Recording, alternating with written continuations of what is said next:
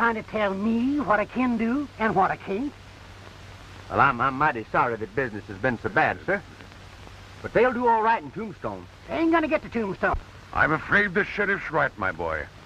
Well, maybe I could square things with the sheriff. That is, if you wouldn't mind. Why, but You know, I've always had a hankering to be in a show. I was just wondering if I'd pay the sheriff off. Maybe you could find a place for me in your troupe. You know, I play the guitar a little. Well, I don't know if you'd like my voice or not, but I'd sure appreciate a chance. I'd be glad to see what you could do, but I couldn't allow you to, Oh, that's all right. Don't worry about it. Oh, Tex, what are you doing? Sheriff, if you just mark that bill paid now. I'll be mighty pleased to. Ida, our luck seems to be changing. Poor fellow. He's just throwing his money away. I'm sorry to cause you into trouble like this, but the law's the law. Come on, John, let's get going. I'm mighty grateful to you, young man. Don't mention it. My name's Mallinson, Tex Mallinson. This is Mr. Hopper, but you can call him Grass for short. Oh, Tex. How do you do, Mr. Hopper? How do you do? Boys, meet Mr. Tex Mallinson and Mr. Grasshopper. How do you do? How do you do? They're joining up with us. Glad to have you with us. Thank you. Let's get going, men.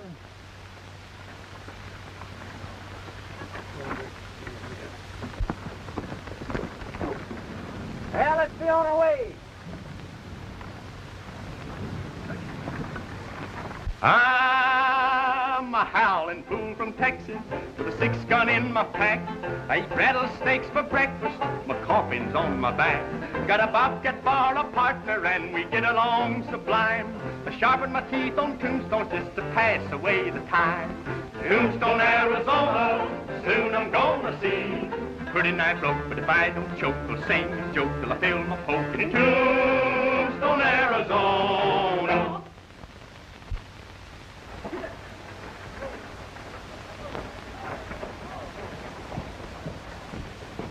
You're laying it on kind of thick, ain't you, Professor?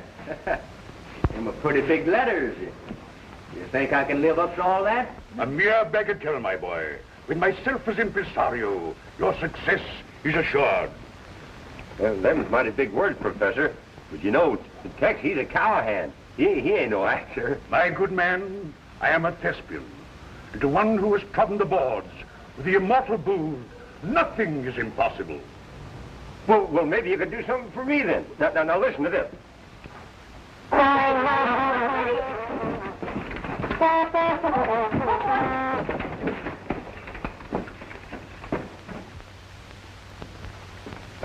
Well, I guess these horses don't appreciate good music. You shouldn't have frightened them. You might have killed Billy. I don't get sore, Marge. It was fun.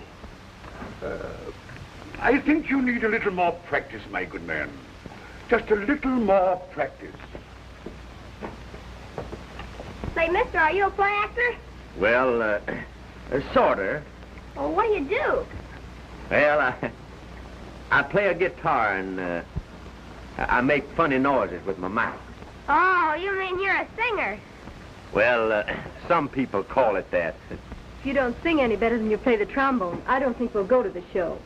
Oh, but Marge, we've been counting on this. We gotta go. Well, son, if your mother won't take you, I'll see what I can do. Ah, she ain't my mother. She's only my sister. And if she won't take me, I'll tell on her. That's what Dad brought us to town for. Where is your father? Oh, he's down at the Mint Saloon. Billy, you might explain to the man that Father's there on business. Oh, yeah, my dad's the county commissioner. He has a whole lot of business. Well, if you'll pardon me, I seem to have some business of my own. I'll see you later. Hey! Haven't you done enough damage with that horn? Oh, well, Tex, it slipped that time. I can do much better. Now, listen to this. Come on, Billy.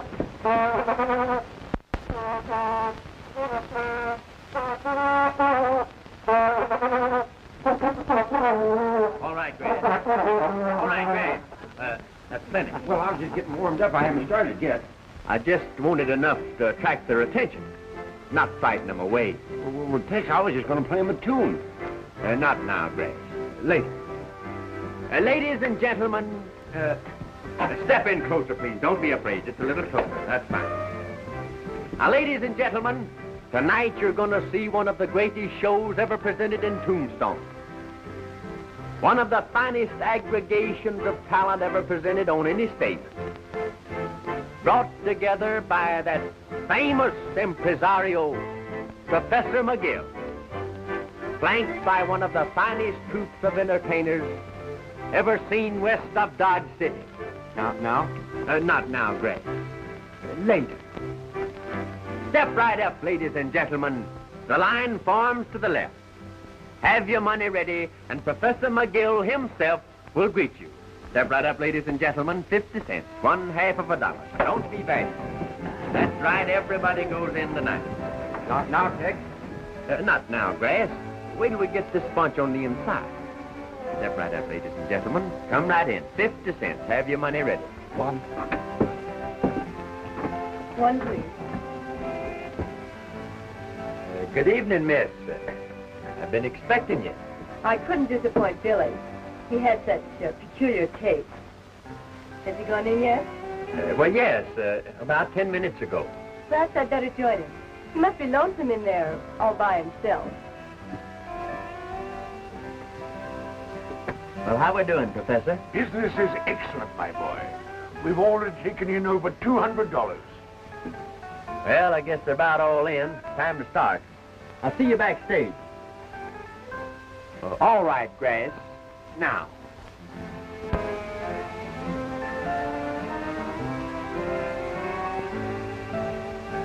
But Tex, there ain't anybody around here to hear it. That's the idea.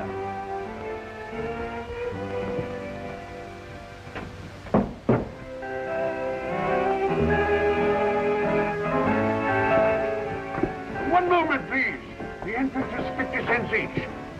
If we like your show, we'll pay you. On our way out.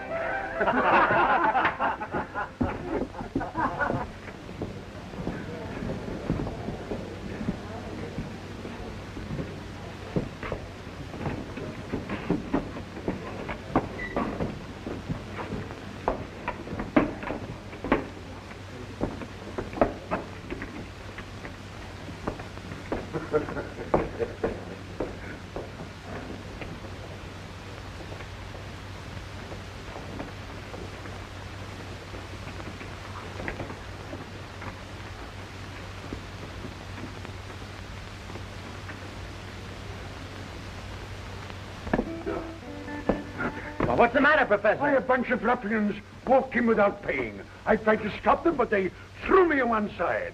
Oh, it's lucky you weren't hurt. Well, I'll attend to that later. Let's go on with the show. Hey, Hopper, you make the introduction. Oh, gee, that's swell. Look.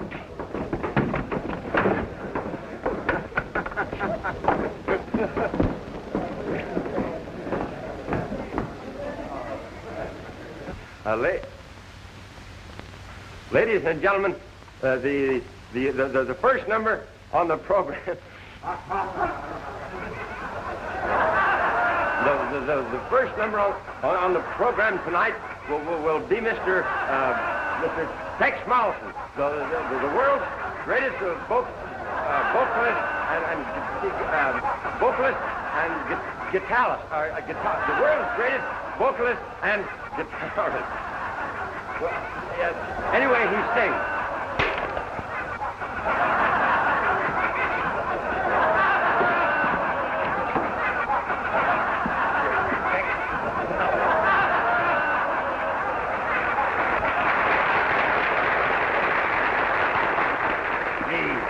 You went over great. Listen to that applause. That's the finest introduction I ever had.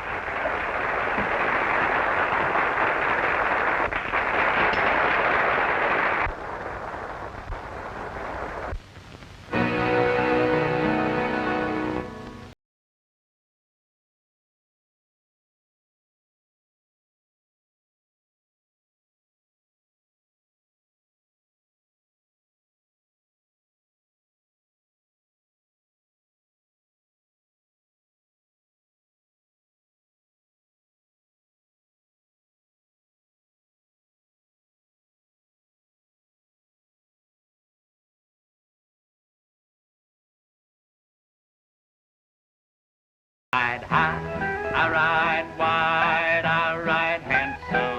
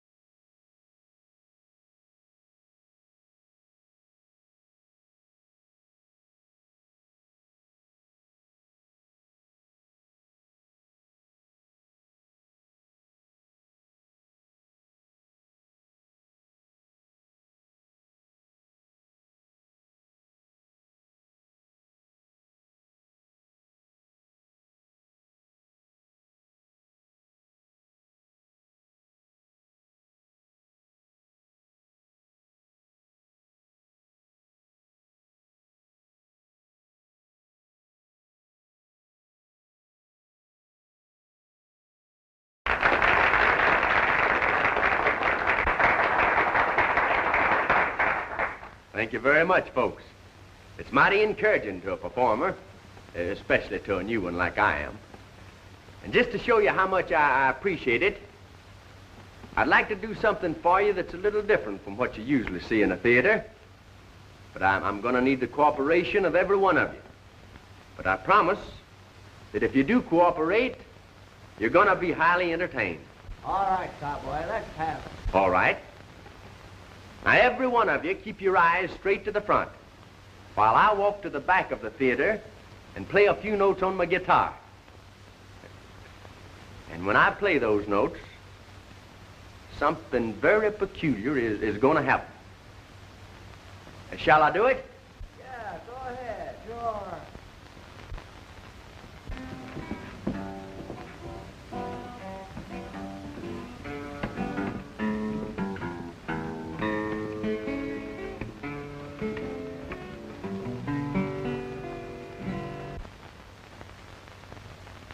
All right now, folks. Everybody turn and look at the stage. Are you ready?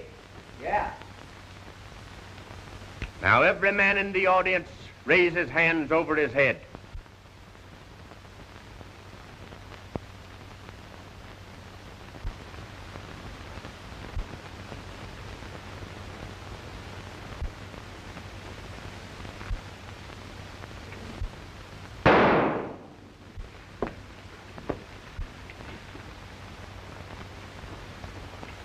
I may not be so easy on the next man that reaches for his gun. Now everybody face the stage again.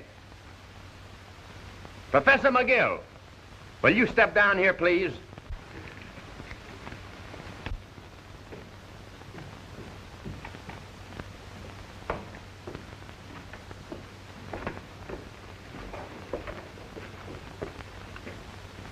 Professor, will you point out the men that walked into this show without paying?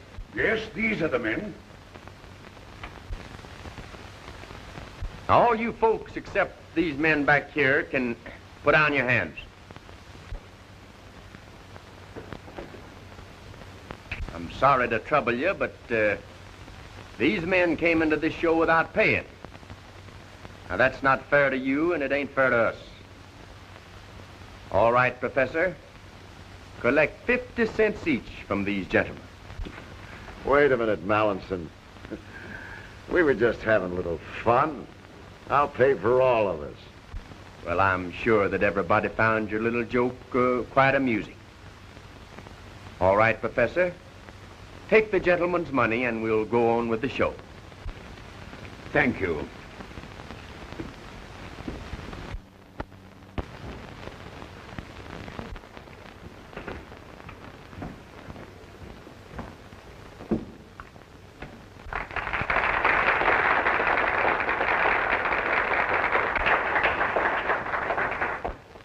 Folks, Professor McGill has a real treat in store for you now, in the person of Salty Holmes, the boy that does strange things with a harmonica.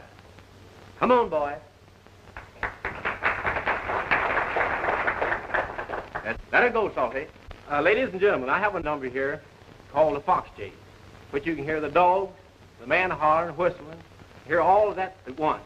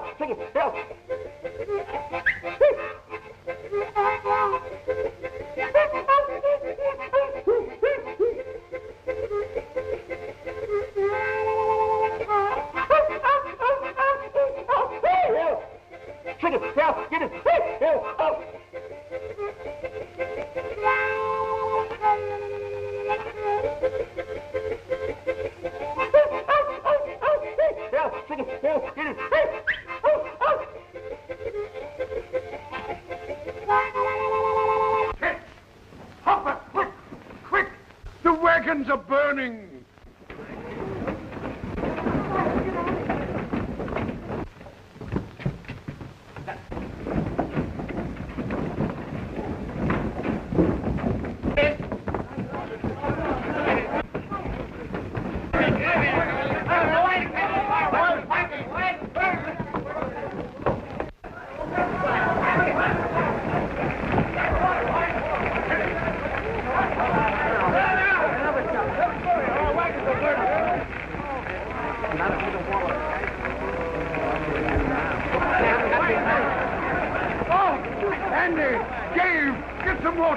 Somebody do something! No use, Professor, no use.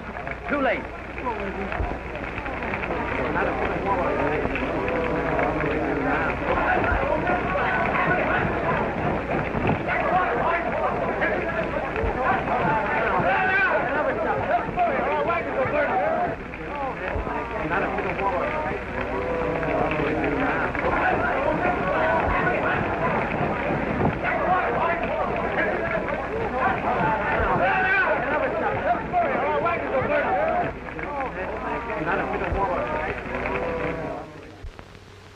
I'd give my bottom dollar to find out who fired those wagons. So would I. We only took in a little over $200 last night. And our expenses are over $100. Well, what we got to do now is to raise enough money to buy some new equipment. But where and how? Well, I don't know yet. I'm going into town to see if I can find a way to put us on our feet again. Oh, I can't have you shoulder my loss. Now, but Professor, it's not only your loss. It's Gene's and Hopper's and all the rest of the outfit. I'll see you later. Fine lad. 3 on the red, 6 on the green. 20 on the white.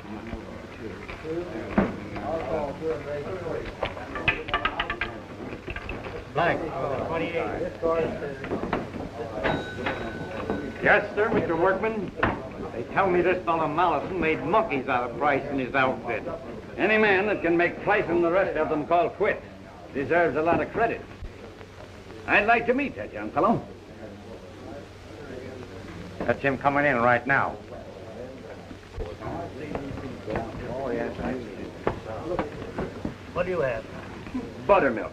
Buttermilk? Coming right up, Mr. Mollison.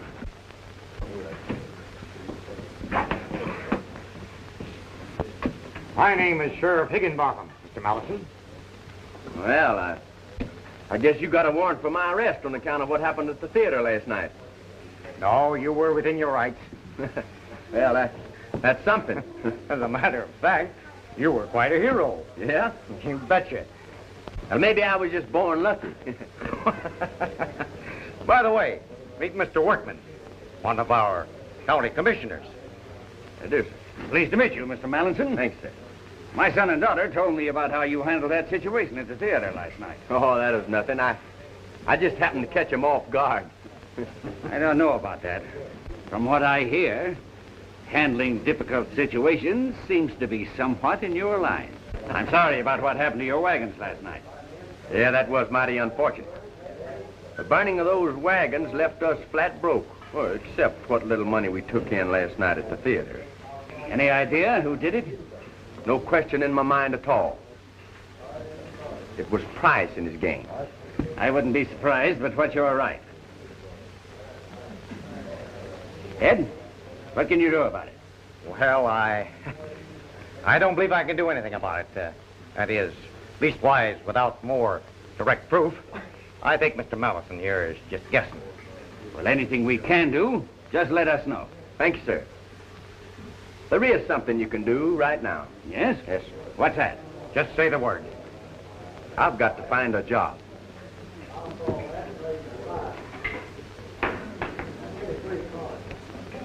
Joe, what about those unpaid taxes? That's a great idea. Suppose we sit down and talk it over. All right.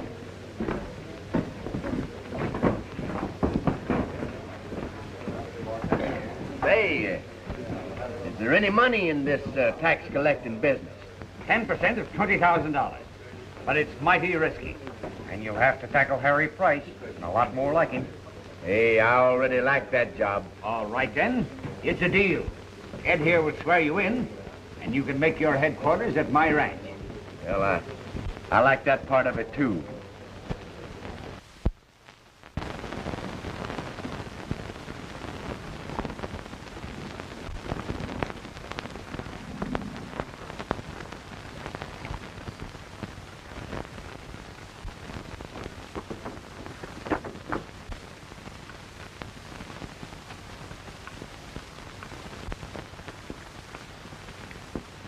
Howdy, Miss Workman. How do you do? I want you to meet my friend, Mr. Hopper. I call him Grass, but most folks know him as Claus. Oh, lay off, will you, Tex? How do you do, Mr. Hopper? How you do, Mom? Is your father home? No, he's out in the South Range, but he was expecting you. You can put your things in the bunkhouse. Hiya, Tex. We've been expecting you. Hello there, Billy. Hello. I want you to meet my friend, Mr. Hopper. Put her there, Mr. Hopper. Hopper. Hello, Billy. Hi. Say, Tex, I borrowed this off the cook. Will you show me how to play it? Oh, listen, Sonny. You don't want to learn how to play that thing. Let me show you a real instrument. Not now, Grass. Later. Oh, Tex, listen. Remember the horses. Sis don't like nothing but guitar music since she saw the show the other night. Do Why, you, Sis? Billy, I never said anything like that. Why, you did, too. You know you did. You just been waiting for Tex to get here. And she even put on her Sunday go-meeting clothes. Well, she looks very nice, but perhaps we'd better go on with the music lesson. See, that's swell. Play the number you did at the show last night, Tex. All right, Billy.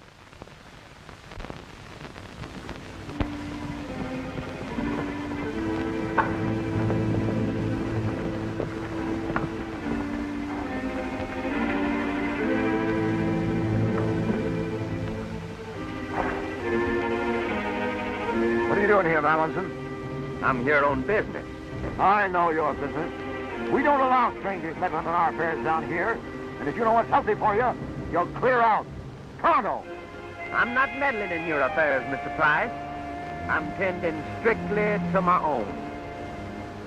Are you going? Or do we have to run you out? You and these other gentlemen owe some money to the rest of the citizens of this county for back taxes. Now, I've been deputized to collect them. And I aim to do it. Try and do it. Not from me. Let's run him out. Yeah. If you and your partner are not on your horses and riding away from here by the time I count 5, you'll be dead men. Well, that's fair enough. But I just want to say a few words, Price. Then it's up to you. I'm not paying out any money to feed a lot of thieving politicians up in Tombstone. Is that clear? That's right. That's the way I feel about it. Let's tell them, Harry. That's plenty clear. But there's another matter. Then what's that? A few minutes ago, you gave us a count of 5 to get on our horses and get out of here. Now, I still have a little self-respect left, even if I have been talking to a few men who haven't. And I don't aim to be run out of here like a coyote. Well, you're gonna be. Shut him up, Harry. Is that all you have to say? No. I understand that you're the fastest man on the draw in this county. Now, I don't have that big a reputation, but I'm willing to take my chances at 10 paces with you. Well, Shall I oblige the gentlemen, boys? Sure, go ahead. Yeah. Let them have it. I'm a little out of practice, but I'll take a chance. Fine, fine. But there's just one other matter. Yeah? Of course, if you win, they'll be getting a new deputy county treasurer. But if I win, they'll get their back taxes from every one of you. Is that fair? Yeah. You want to gamble?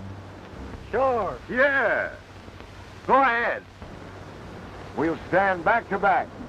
Walk 10 paces, turn and fire. All right. Pete, you count.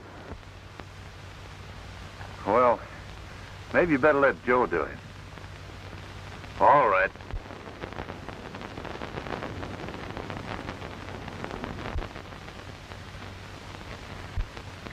This all right? Suits me. Ready? Right. 1, 2, 3, 4, 5, 6, 7, 8, 9, 10.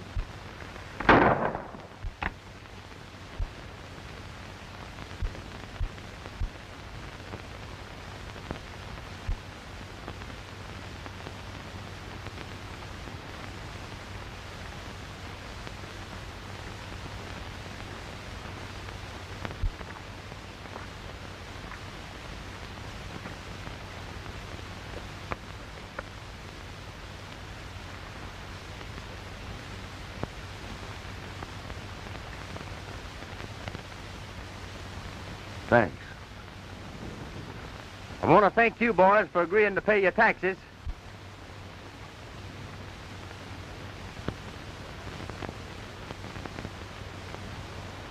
Are you going to pay him? Yeah. You know I'm a man of my word. Come on.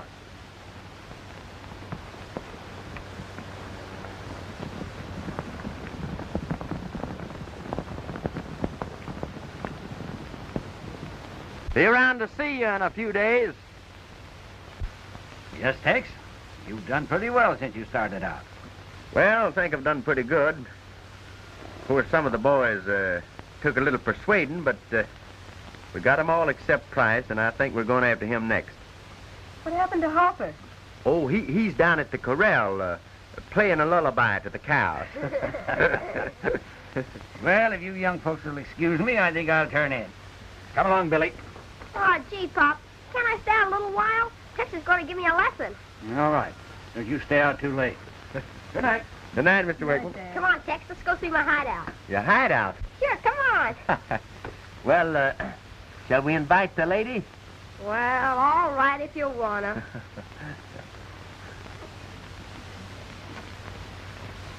Yes, sir. It takes years of practice to become an accomplished trombone player. Now you take this piece, for instance.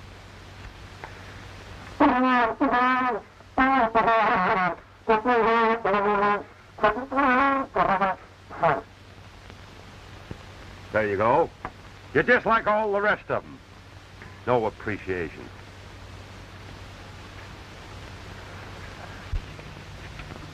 No trespassing, huh, Billy? No, nobody's allowed in here but me, except on special occasions like this. Well, your first lesson goes like this.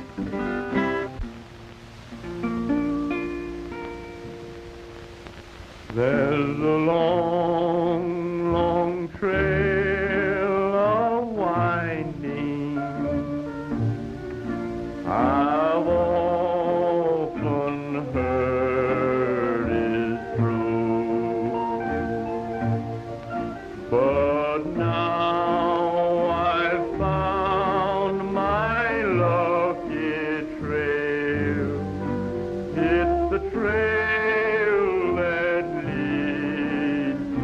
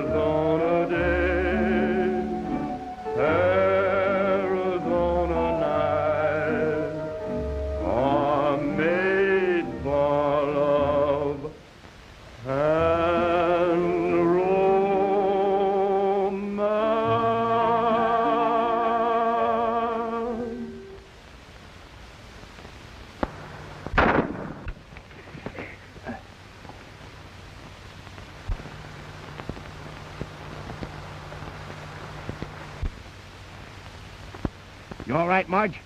Yes, I'm all right. Looks as if we have visitors. You and Billy better get out of here. I'm going to have a look around. Come on, Billy. Billy!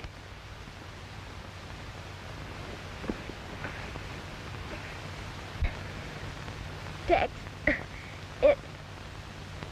it hurt. Billy! Billy!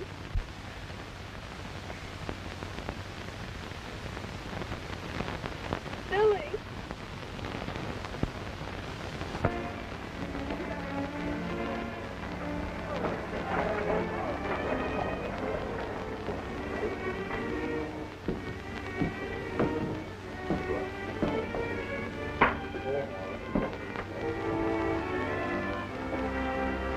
That fella Mellon, he's been doing pretty good at collecting taxes. I understand he's heading down this way next. I'm really not expecting a visit from Mr. Mallinson. He's done all the tax collecting he'll ever do. You mean you paid off? Yeah. I paid off.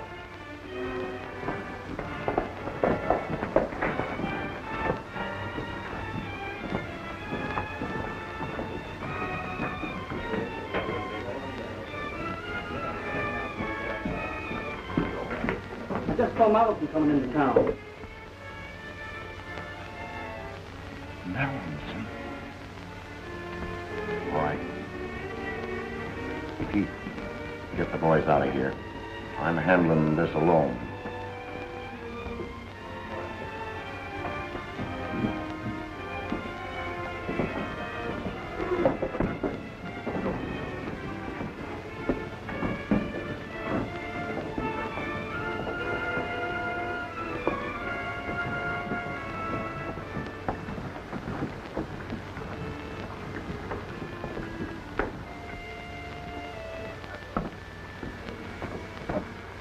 This is Price's layout.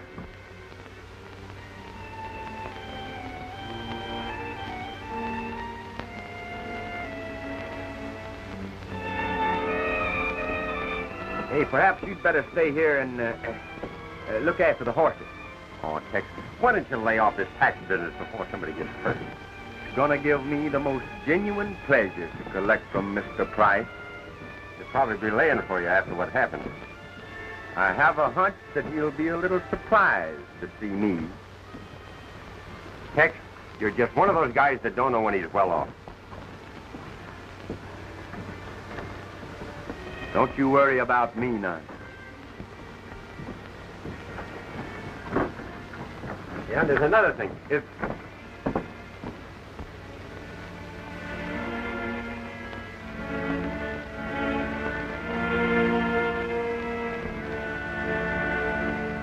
All right, Price. I came to collect.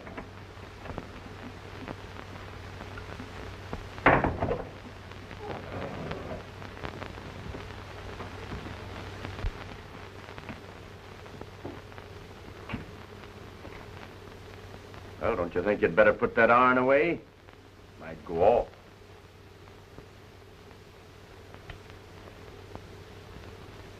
Weren't expecting to see me, were you? Why, sure. We made a bargain, didn't we? Now, what's the matter? Not nervous, are you? You know, I'm just here to see that you pay your taxes. Why, certainly. How much do I owe? $780.47. By the way, what proof have I that I paid my taxes if you don't happen to turn them in? When I hand you a receipt, you're in the clear. It's up to me to get into Tombstone with the cash. Oh. Joe, give me the cash bag.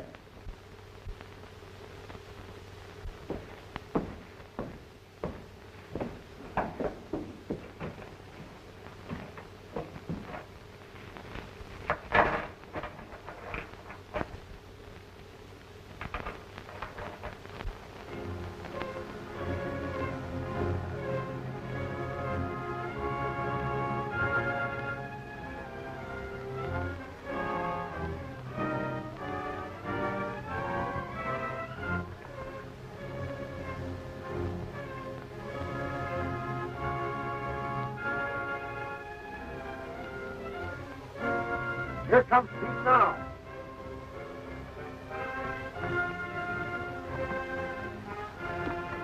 Just left the workman ranch. All right, boys. Let's get going.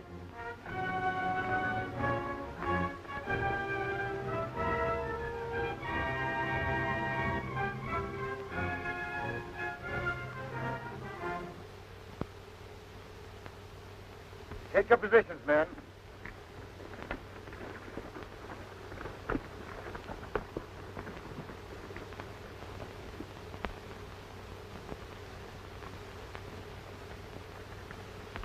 Here they come.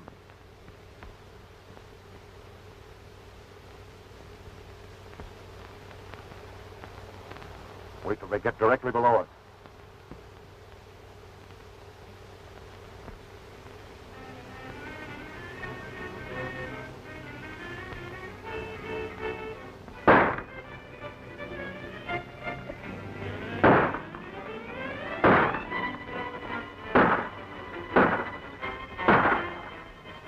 Looks like we have Vesta. Yeah, I wonder who invited him. Keep your eye on that petrol. I'll take care of Mallinson.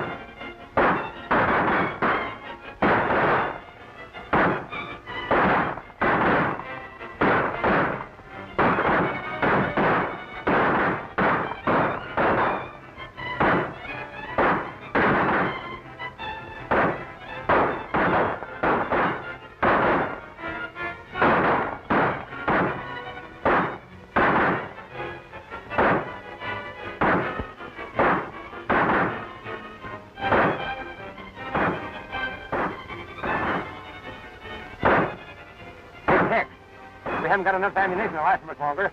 I'm going to try and make it back to the ranch. Don't be a fool, Grab. They'd pick you off before you could hit the saddle.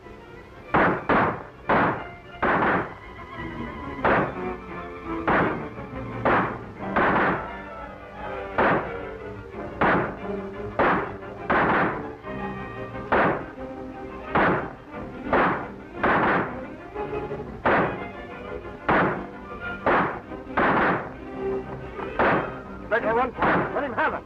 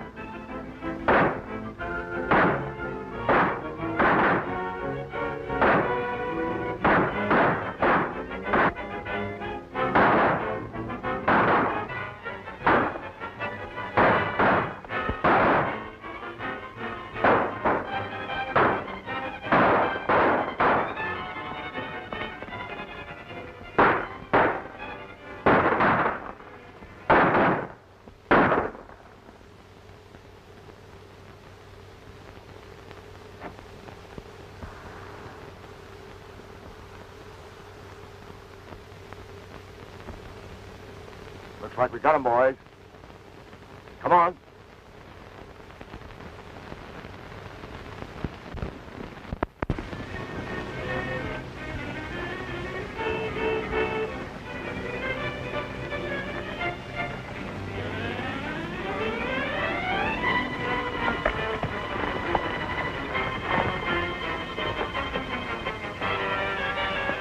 Mike and his gang have got Tex ambushed up at the pass.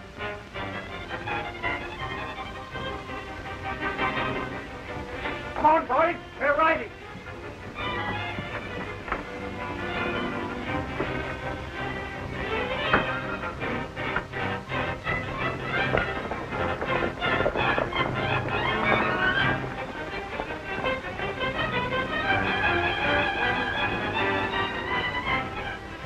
don't need to worry any more about him. Now we'll do a little tax collecting. Open those bags.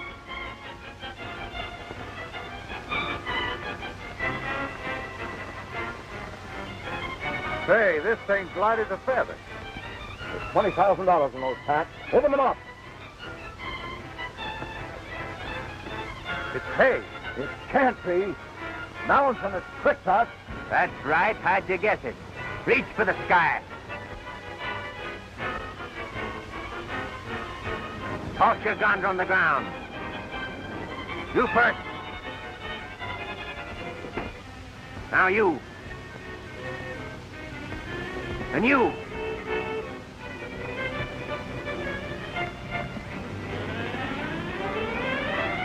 You.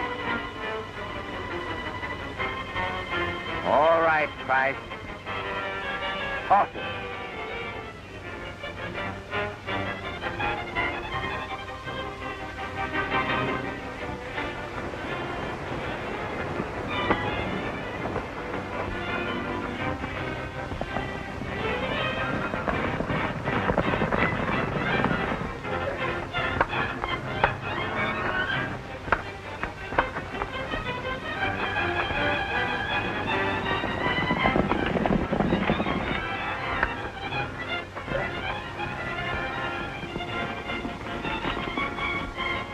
Here they come.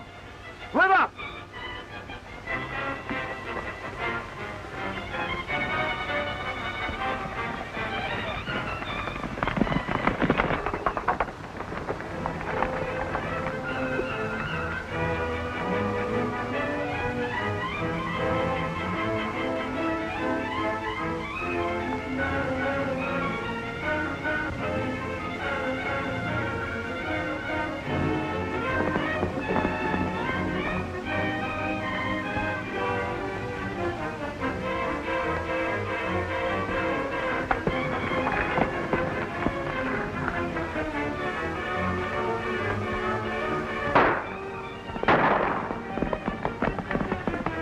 You boys cut Price's men off at the low road. Hopper and I'll go after Tex.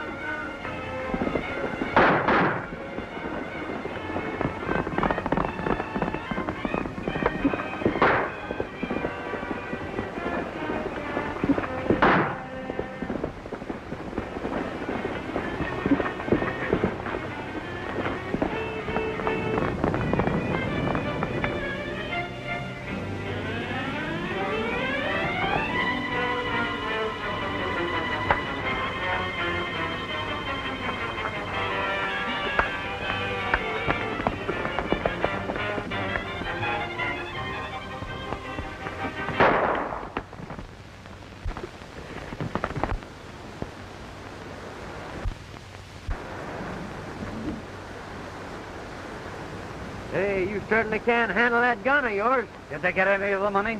I don't see how they could. What do you mean? I put it in his barn. That's me. Always using my head. Well, what'll we do with him? You and Hopper take him into Sheriff Higginbottom while I'll go back to your ranch and get the money. Oh, by the way, there's a rather important question I'd like to ask your daughter. Do you mind? Not at all, my boy. You have my blessing. See you later, Hopper.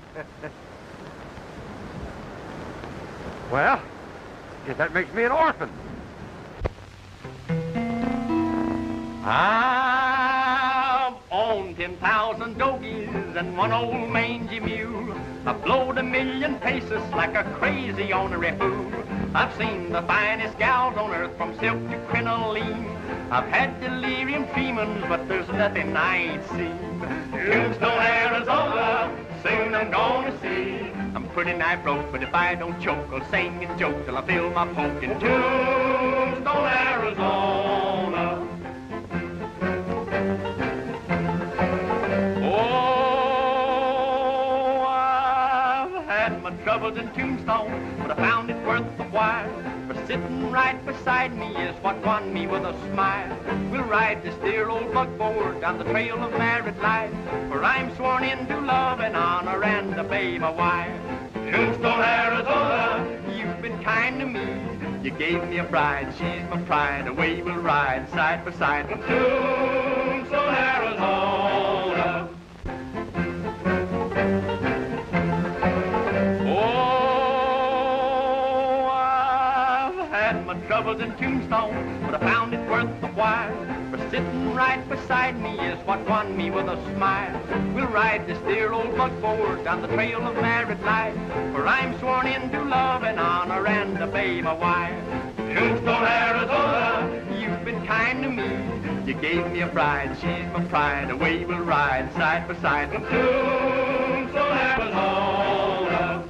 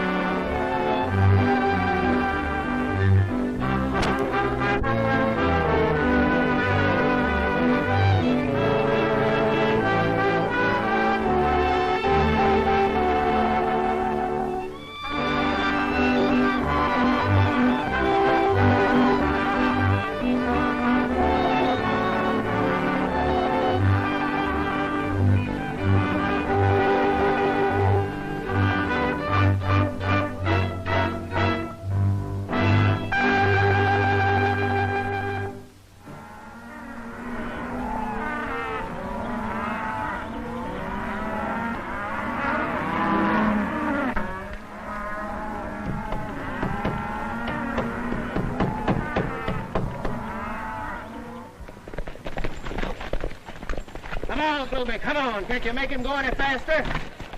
Yeah, but I gotta stick with Dog Biscuit. You know, Tex, I was just a-thinking. With all of the nice, soft hay that I feed this horse, I can't understand why he's so hard. Say, Tex, can't you call this thing off? No, Gloomy. I'm going through with it. All right. But you're jumping into a barrel of wildcats without even an introduction. And I'm warning you, Tex, if I get killed, I'll never forgive you as long as I live.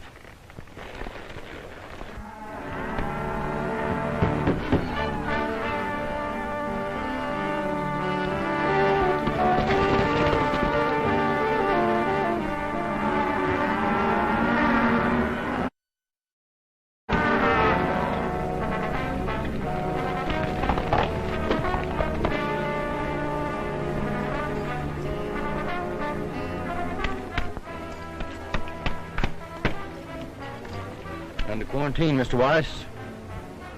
Hoof and mouth. Come on, Gloomy. What? Ride again?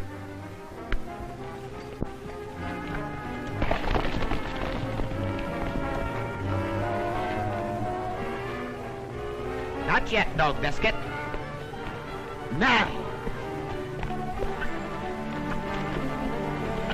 Sure, for sundown, I'm putting this place under quarantine. Regardless of all that, you're under quarantine.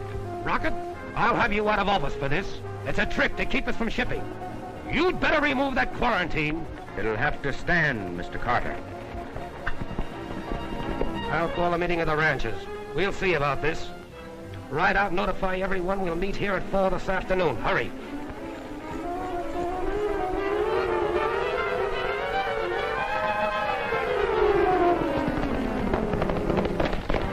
I'm meeting at Carter's barn at 4 o'clock. At Carter's barn, 4 o'clock. We'll be there. There's a meeting, Carter's barn, 4 o'clock. Well, only 2 more outfits, and our job is finished with this quarantine. If you do, it'll break every outfit in the valley. It stands.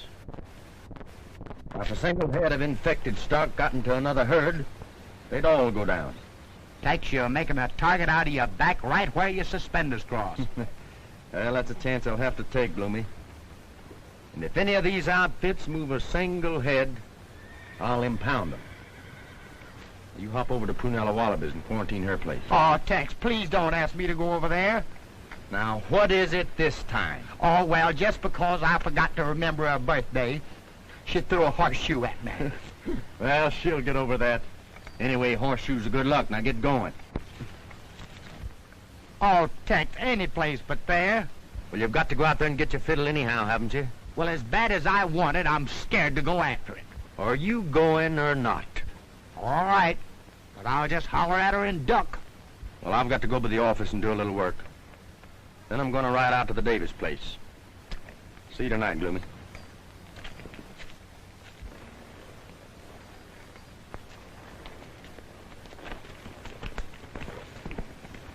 Give Miss Davis high regards.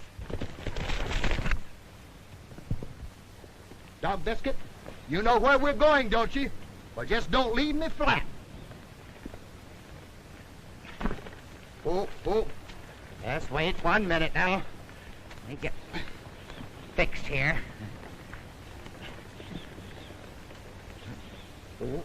Oh. Wait a minute. Don't get excited. All right.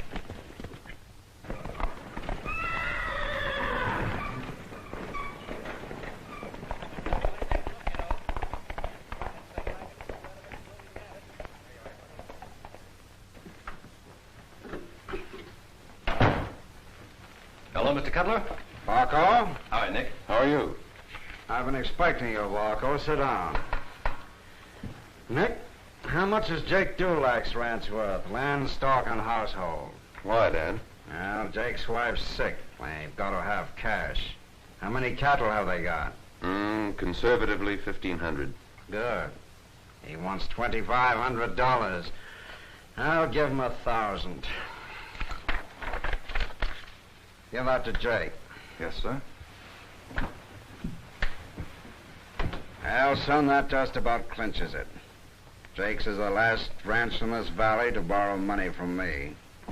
Pretty soon I'll have it all in the palm of my hand. The best cattle country in the Southwest. With this drought on, the ranchers are ready to market their beef in spite of taking us, knowing they must meet your loans on time. When this hoof and mouth's discovered, that'll stop them.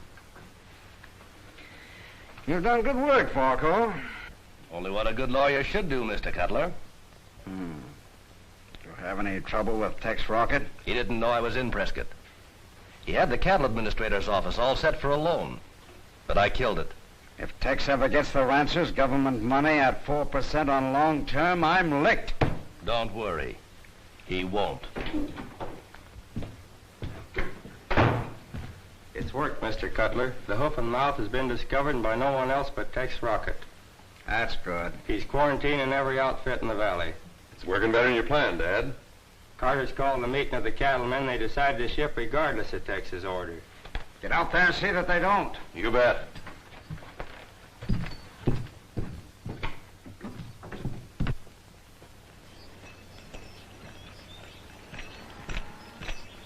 Miss Davis, if we're going to ship cattle, now's the time. Let's not frighten too easily, Pronto. Tex will have some word for us today. Well, I certainly hope so.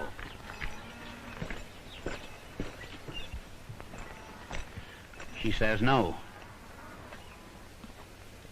She's pinning all her hopes on Sheriff Tex Rocket. She's sure sweet on him. Sis, will you stop being stubborn and let me ship some of our beef stock? Not until Tex gets back. No, Tex, that's all I hear. Sis, you're in love with him. You're being very silly when we... Well, it's true. We're losing everything now because of your stubbornness. Our water supply is practically gone. Oh, have hope. Maybe by tomorrow. Oh, tomorrow, hope. Words of fools and lawmen. Sis, we can't hold out much longer. We'll wait. Tex is just trying to run the show like he always does. He tried for 8 and failed. Sis, we've got to run cattle on this high market, even if we do take a weight loss. Not until I hear from Tex. Oh, you'd think that sheriff ran our lives. I don't get it when there's Nick Cutler. He likes you, and he's been mighty white to us, getting extension on our loan, and Sis, if you tie up with him, I know. We could have the wing be clear. We wouldn't have to worry about the rain. We wouldn't have to worry about fighting this drought to a standstill. No.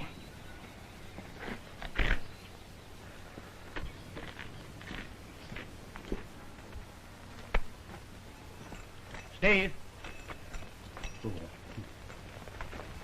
Carter's called a meeting at his barn. Wants us all to be there. You failed? I was called to Prescott, told the government would help. I got there and found aid withdrawn. Don't look so worried. Everyone in the valley appreciates what you're doing. I'm afraid they don't. Is your brother here? Oh, he just rode off. He should be back shortly. Tex, we'll just have to ship our cattle now to pay our debts. Well, Bee, I'm afraid maybe you'd better wait. Can I make you some coffee and muffins? All right. Under one condition. What's that? That you let me dunk the muffins.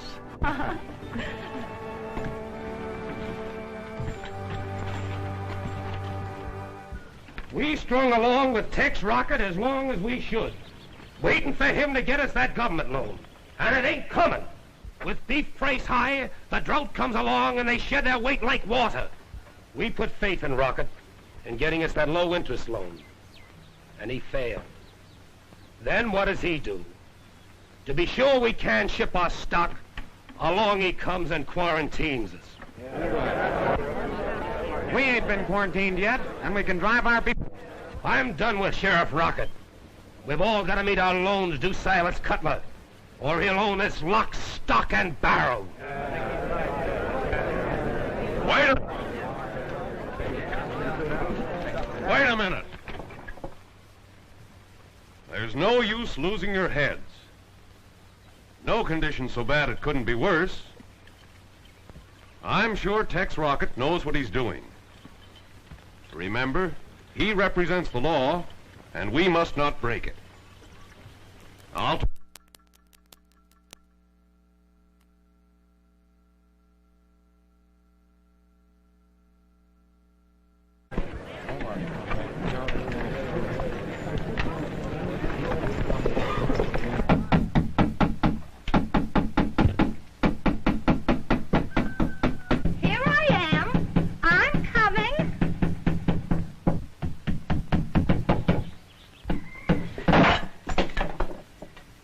Say, what's the idea of that quarantine?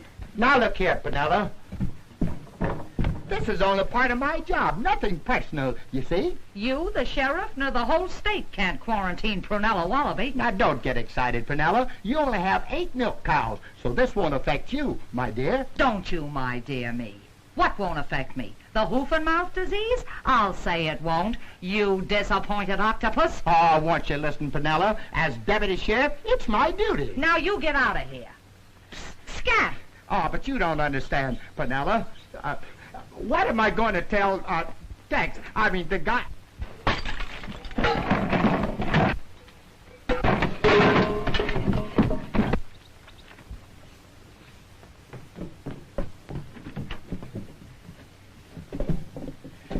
Goodbye, Penella!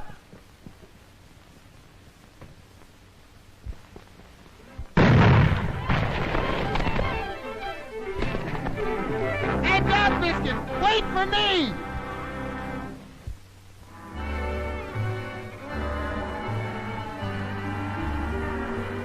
It's a symphony of the prairie, just a plaintive melody,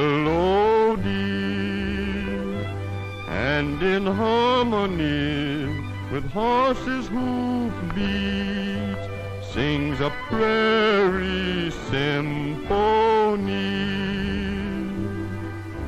Rippling tones are borne upon the plain. Rolling stones create a sweet refrain. It's a symphony of the prairie, just a plaintive melody. It's a symphony of the prairie, just a plaintive melody. and in harmony with horses' hoof beats sings a prairie symphony. Rippling tones are borne upon the plain. Rolling stones create a sweet refrain. It's a symphony of the prairie, just a plaintive melody.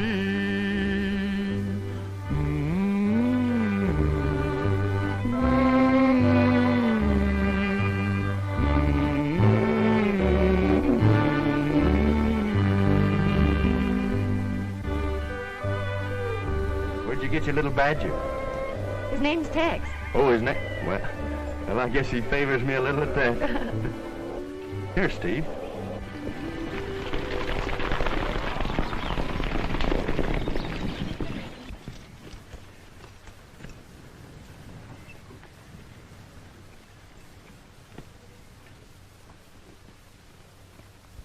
Steve!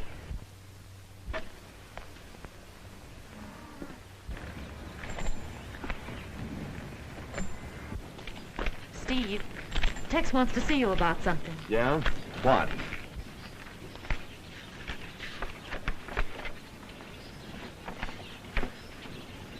Quarantine, eh? Do you think the ranchers are going to stand for this? They'll have to. It's the only way to protect them. I found several brands infected, including that of your neighbor, Carter. You can't get away with this, Tex. Take it back. Well, I'm sorry you take it that way, Steve. That's it. Mount up, boys. We're cutting our brand from Carter's stock and running up to market and taking the weight loss now. No stock moves. We'll move them, Rocket. That's our prime beef, and I'll run him to town Penn's toe. You stubborn fool. Don't you know that if you move a single head that's infected, you'll wipe out everything? I'm running this ranch from now on, Tex. My sister isn't capable. Go back to nursing town drunks. Your jurisdiction ends at our property line. Steve. I told you that no stock moves.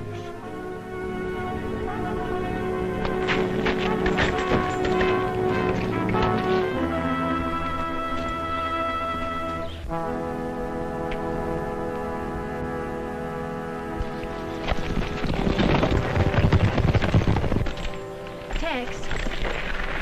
Steve's so crazy with worry, he doesn't know what he's doing. But he'll be careful to cut out any infected head. There's no way of telling. They can be infected 30 hours before it shows. If he moves a single head, I've but one recourse. Impound them all. Tex, you wouldn't get back at him by ruining us all. I can't let him endanger the whole valley. Steve was wrong when he said my jurisdiction ended at your property line. It begins there. You're not stopping to think. If you let us get 100 head through, we'll be able to pay Silas Cutler on our note. At a time like this, people, dreams, hopes don't count. I have my oath and my badge to think of. Badge. It's more your stubbornness and pride. You're proud of your power, Tex Rocket, and acting like a fool because Steve lost his head. Steve doesn't matter. He does matter, because he won't let you beat him. The personal grudge between you two. You've set yourself up as judge and gun gospel of my brother. I'm trying to do what I think best for all.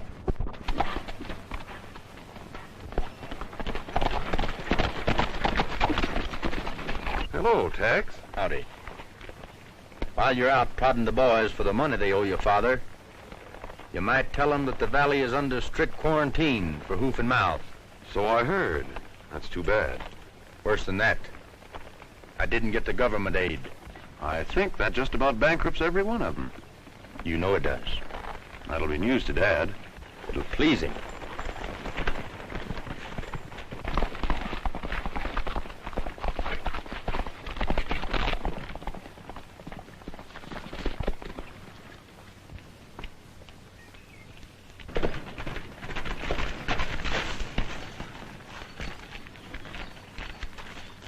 I was just talking to Tex. It's too bad about the quarantine. Your father couldn't have ordered it more perfectly. Bankers can't control weather or disease. Now, don't you worry. You just say the word, and I'll see you safely through this. Both you and Steve. Well, I'll even run Tex Rocket out of the country for you. Please, Nick. Oh. I thought after today he wouldn't mean anything to you. Well, if you ever need me, you'll know where to look.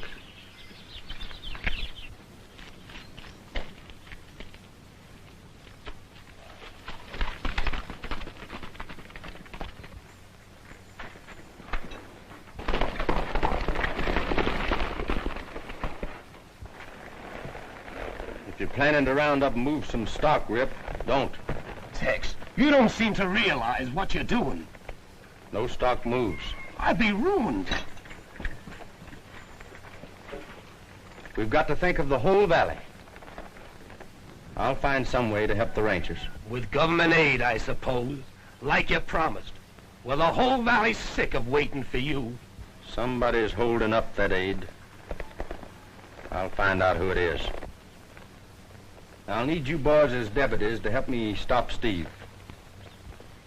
Raise your right hand. Not us. You go on your own bullheaded way. And I hope Steve gets away with it. Everything I said goes, Carter.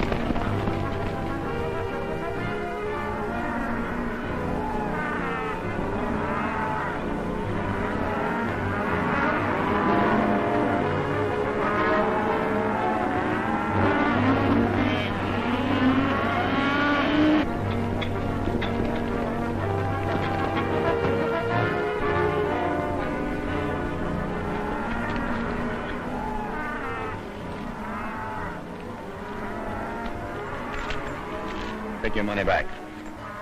Don't try to buy any more cattle in this valley while the quarantine is on. I warned you, Steve. I'll have to impound the cattle. And you've gone too far, 10 Badge.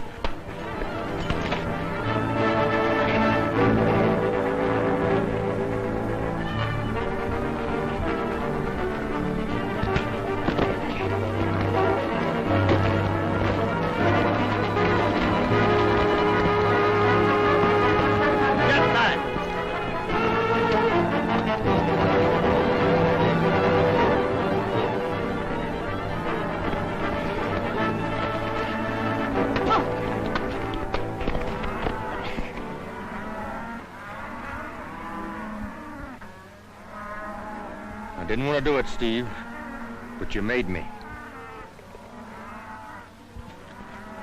Just in case you need them. Thanks, Billy.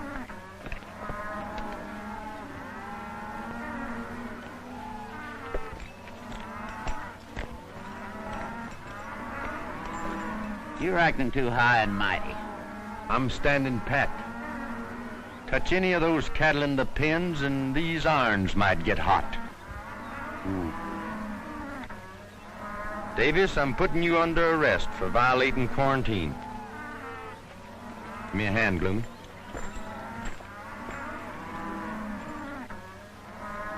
Hold this a minute, fella.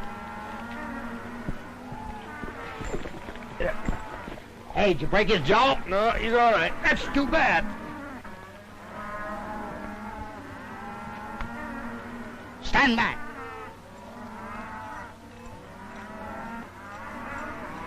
You too.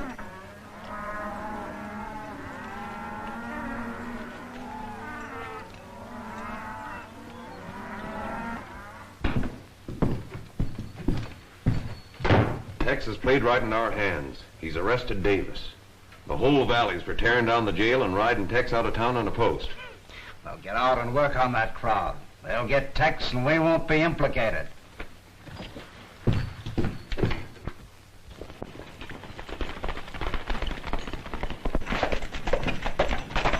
Steve's been thrown in jail. Jail for what? For violating quarantine. Tex caught us flat-footed and beat Steve up. The whole town is low and mad. Thought you'd like to be there and tie down the jail. Get my horse.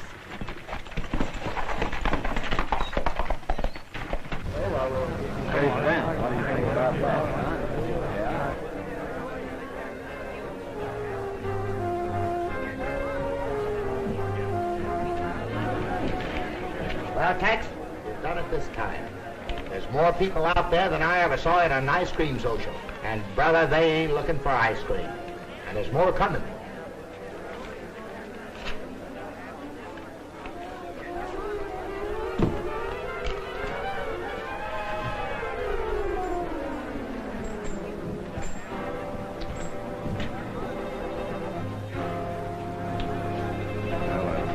Guess we'd better go out and talk to him. Tex, you'd better go.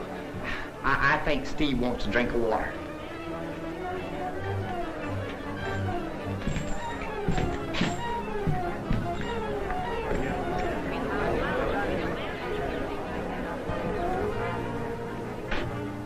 You've come far enough. Release Davis and nothing will happen. I'd advise you men to break up. Go home. You can't do this to Davis or the rest of the valley. My stock's gonna move too. What are we waiting for? Let's take it. I've always considered you men my friends. I'd hate to have to shoot you. Please, wait a minute. Let me handle this, Mr. Carter. We're behind you, Miss Davis. But remember, we're fighting for your brother. Let the boys take him. No, Nick, there's trouble enough. I'll talk to Tex.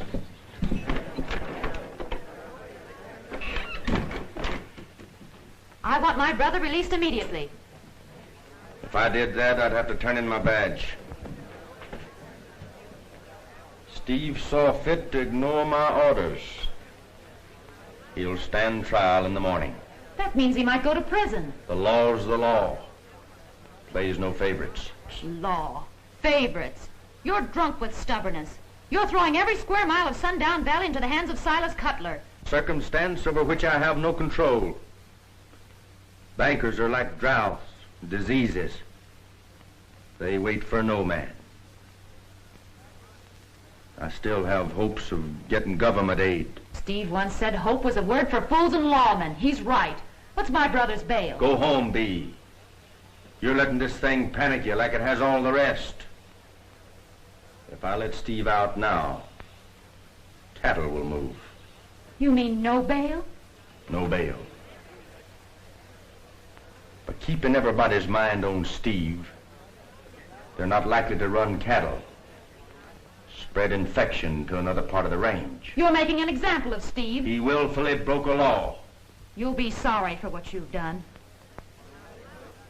I'm sorry I had to do it.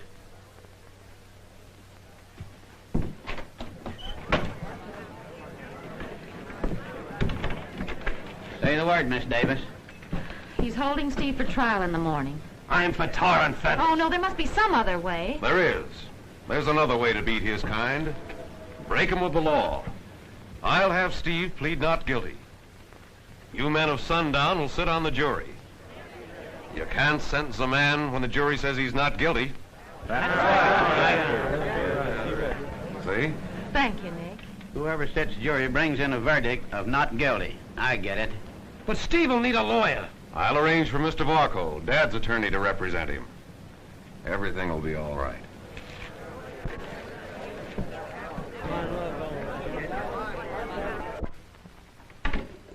You know, Tex, I don't like the way that mob acted. When a pack of wolves quit stalking one thing, it's a sure sign they're after bigger game. Or planning to attack that same game from a different angle. You mean they've got something up their sleeves? Well, I don't... Do you happen to be Sheriff Tex Rocket? Yes, sir, I'm the sheriff. My name's Brett Stockton from Prescott. Oh, the cattle administrator. That's right. Well, I'm glad to know you, Mr. Stockton. I've been in your office many times. Yes, I know. I'm sorry we never met. This is my deputy, Gloomy Day. How you do, Mr. Day? Glad to meet you. I come at your request to investigate conditions. The drought I'm aware of, but this hoof and mouth, you asked for an inspection. I'll have a look whenever you're ready. Well, I have something I'd like for you to see. We can go tonight. All right. I have a double purpose here, Tex.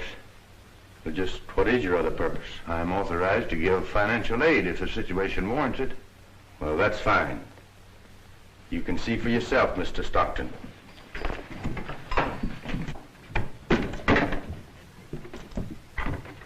You stay here, Glooming. We won't be long. I know, but the mob, you'll have to have somebody to show you where the cattle is, won't you? Oh, I think we'll be able to find the cattle all right. You guard Steve. If anybody tries to release him, you know what to do. Yeah. What? Don't go to sleep. Oh.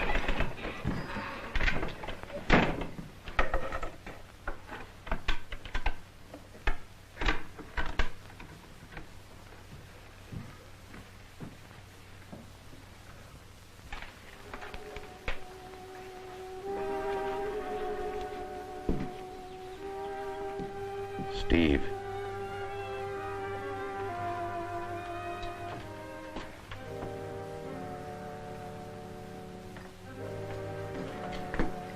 How does it feel to be on the inside, looking out? Get me out of here, Nick. Get me out. Tex figures to make an example of you. Prison for 10 years, I'm afraid. Let me get my hands on him. He's quick with a gun, Steve. Get me out of here and I'll show you how quick I am.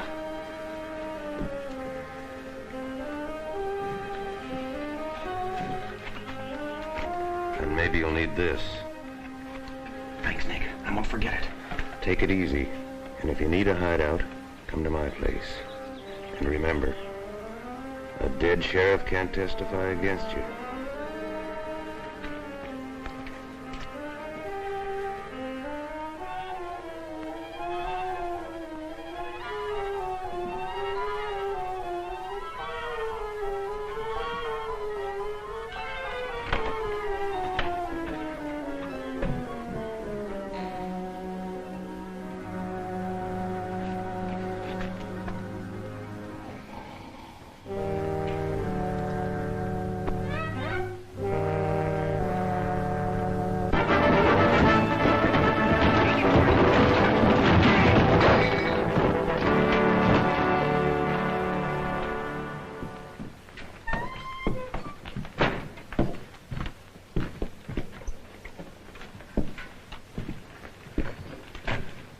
Nick, I certainly hope everything comes out all right. Don't worry, Bee. It's simply that Tex has showed his true colors, just as I knew he would. Authority has gone to his head. He's not fit to be sheriff in a crisis like this. I'll do more than just let you have our lawyer. I'll toss Tex's badge right in your lap on one condition. That was your reason for offering to help Steve. Let's forget it. I wasn't thinking of Steve, Bee. Me. I'll get along all right without your help. The ranchers won't let me down. They'll acquit Steve. Yeah? I might order extensions on their loans if the ranchers return a verdict of guilty. You wouldn't dare. Men are funny when they're pressed, Bee. Those ranchers would do most anything to save their land and families. Think it over.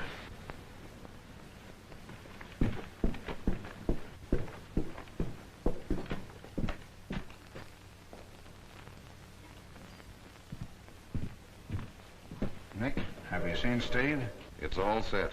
He'll come here after he gets Tex. The boys are waiting. I'll tend to it.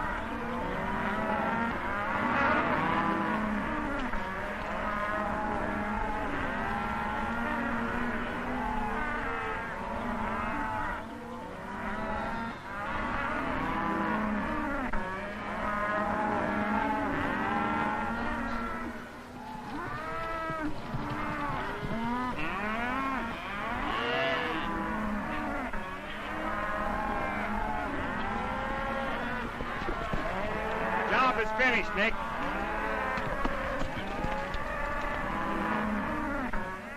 Something funny. Looks like Nick Cutler and his men. I wonder what they could be doing. Well, I don't know, but let's find out.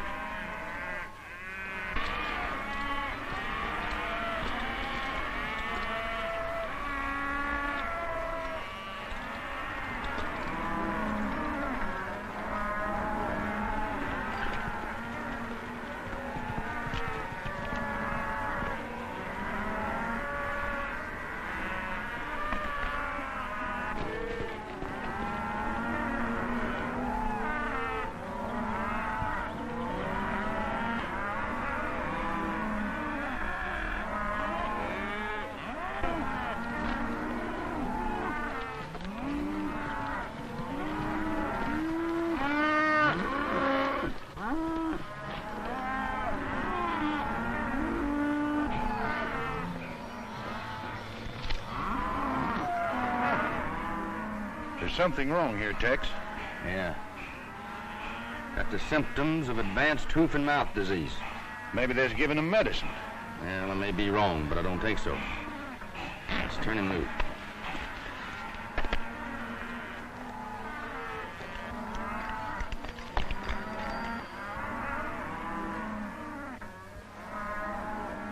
Hey, Brad. Yeah? Paintbrush. Funny. Maybe doctoring the critters, like I said. We didn't dream it was this bad. You know, there's a fellow named Ben Varco said that... Ben Varco? Said what? Varco said the valley was just crying because of a little drought, that aid wasn't necessary. He said Silas Cutler was given all the financial help needed. So Cutler had Varco working against me. Stockton, Cutler has taken advantage of everybody in this valley. Short-term notes, high interest. He's about ready to call in those notes now. You get it? Well, that's as bad as murder. Taking a man's home away from him during a crisis. Well, that's what he's doing. The hoof and mouth disease has played right into his hands. I had no alternative but to help him by slapping on the quarantine. I'm authorized to give help for the drought if needed, but I don't know whether I can swing enough to get the ranchers out of this, too. I wish I could. Say, my hand's burning.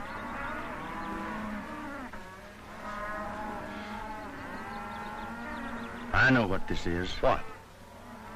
Burns. Fumes. You think then... There's no hoof and mouth disease in the valley. You're right. I see that now. Come on.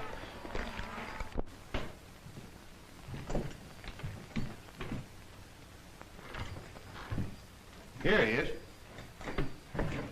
Sound asleep in the middle of trouble, just like you said.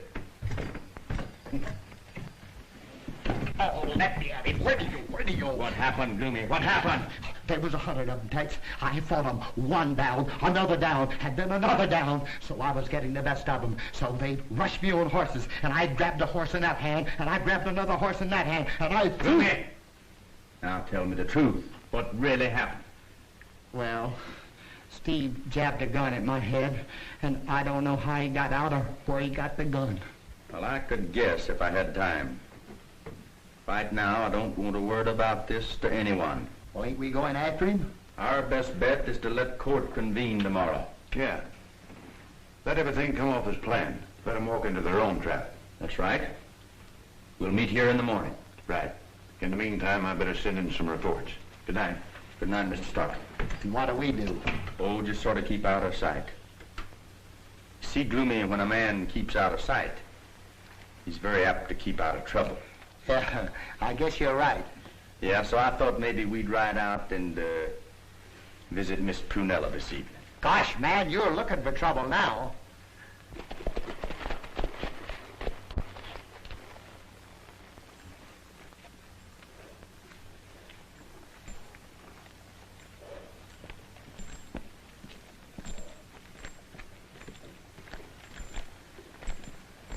Listen, Tex. She'll shoot you on sight. There's no chance to talk sense to her or even talk to her. She's just an ornery critter. Tex, I'm telling you. Good evening, Mr. Sheriff. I'm so glad to see you. I'll be right out. Boy, you sure cast a magic spell over her. What is it you got that thou have? Well, I don't know, Gloomy. It must be my curly hair. Huh? You just don't understand that sweet, gentle lady. Who, me? Oh.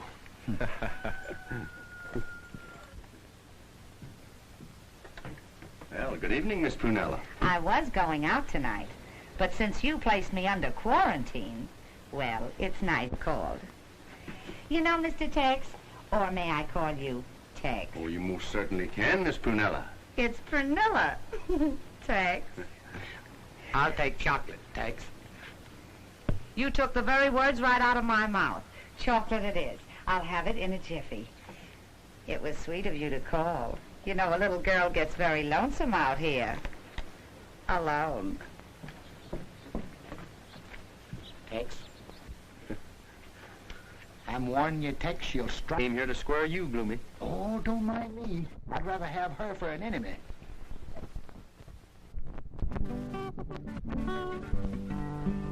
Please play some... Passing him by, but he don't know why. He done the best he could.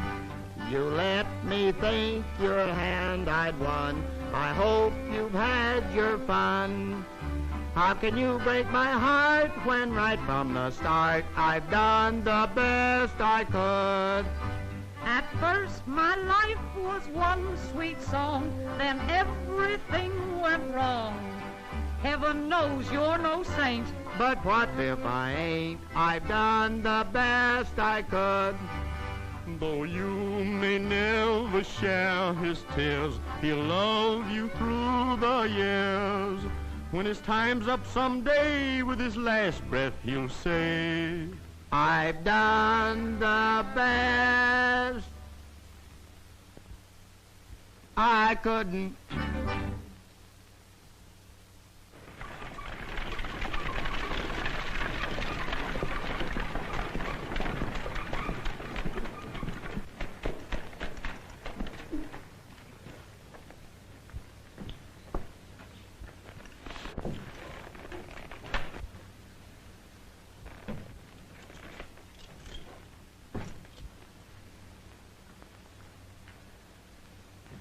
Tex ain't in town. I tell you, he's gone. Strange. Maybe Steve Davis met up with him.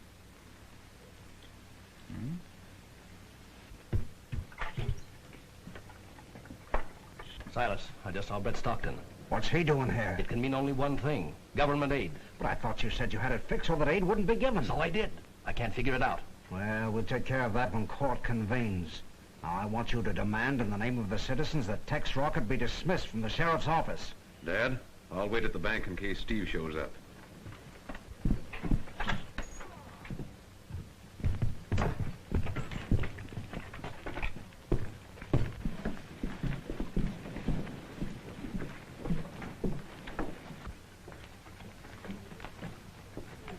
Judge Pritchard did very well last year. Besides his salary as judge, he cleaned up in the undertaking business. Yeah. Howdy, Judge. Howdy, howdy. Judge Pritchard, this is Silas Cutler. Oh, yeah, heard of you. Banker. Yeah, hot day. Hot day. Very hot. Must be kind of hard on you, Judge, traveling all over the country, administering the law. Here today and gone tomorrow. Yes, you're right, you're right. It is hard on me. Yesterday I hanged a man in Simcoe. Day before I gave one life in Yuma. Well, that's hard on you, Judge. Yeah, hard on them, too. Well, let's get court in session.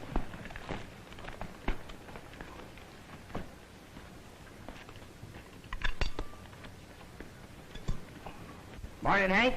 Morning, morning. Say, Hank, I think you'd better tie Josephine over with the horses. No, Josephine's a little particular. She likes to be alone, likes to be alone. Oh. See, you're still carrying your donut. Yep. Saves a lot of wear and tear. Saves a lot of wear and tear. Well, it's a good thing you're not riding Josephine. You'd have to carry two of them. Yeah.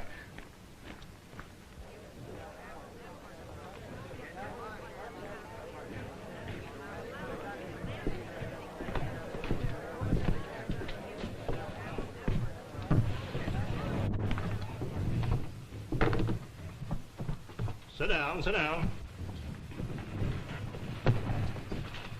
Have you been sworn in as bailiff? Sure have, Hank. Judge. Then proceed as usual, as usual. This is the 5th District Court of the Territory of Arizona, with the Honorable Judge Pritchard presiding. Court is now in session.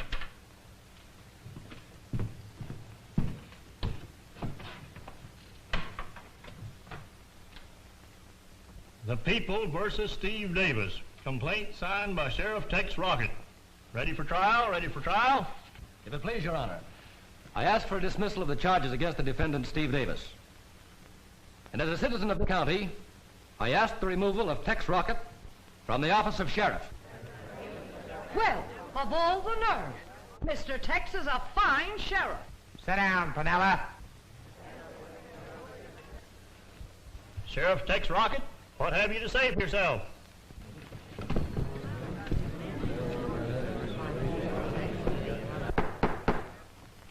Well, both the plaintiff and the sheriff are missing. This is most irregular. Where in the world is Tex? You got me. You rode away before sunup.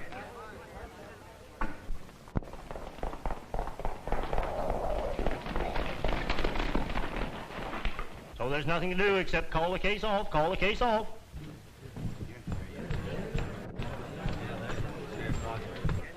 Your Honor, please. Apologies to the court. I was detained on business pertaining to this case. May we proceed? Well, it's most irregular, Sheriff Rocket. Most irregular. Attorney for the defendant asked for dismissal. But the case will be tried, the case will be tried. As long as the attorney for the defendant asks for dismissal of the case, that's exactly my request. Your Honor, I'd like to withdraw my charges against Steve Davis. He's bluffing. And instead, I'd like to file complaints against Silas Cutler, Nick Cutler, Ben Varco, and all men in their employ.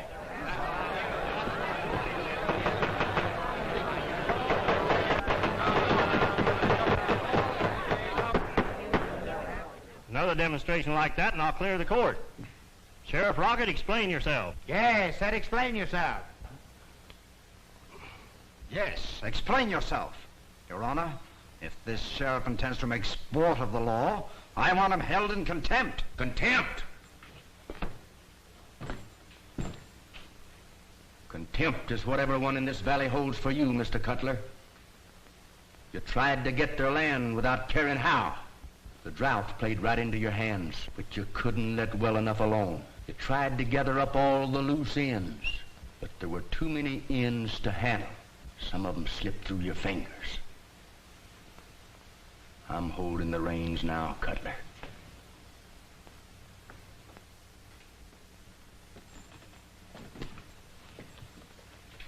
Your Honor, these men are men of the law. You're holding nothing.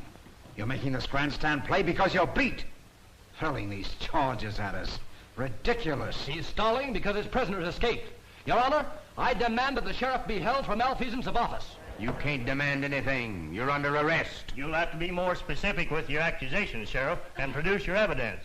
May I call my witnesses? Proceed, proceed. Miss Davis, take the stand, please. This looks bad. Where is Steve Davis? Don't worry. Leave this to me. Raise your right hand.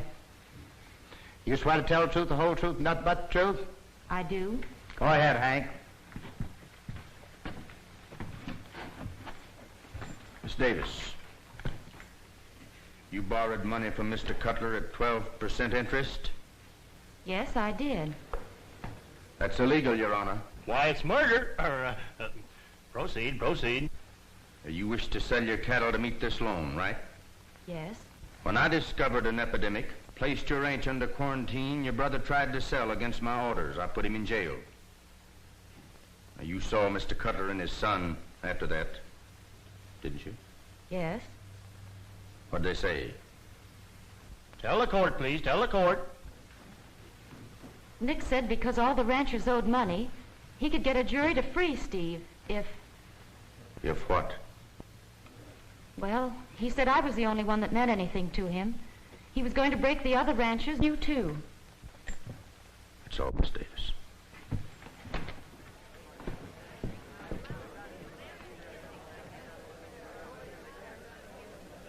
Mr. Stockton, take a stand, please.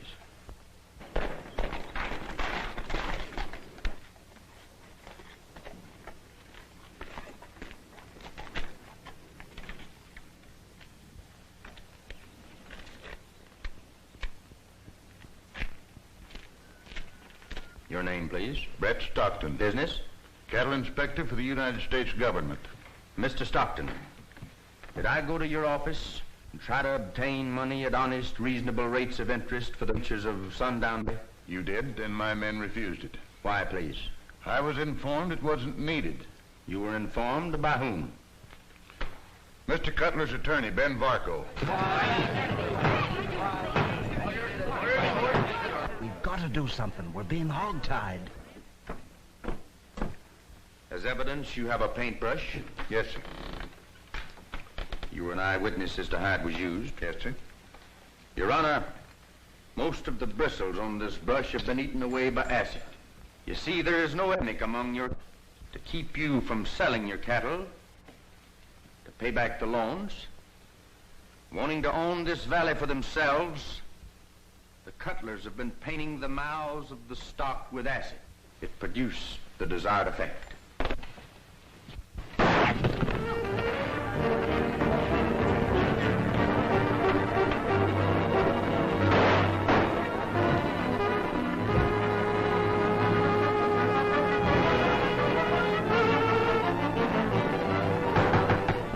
Order out! Clear the court! Clear the court! Dick, they killed your dad and they're coming for you.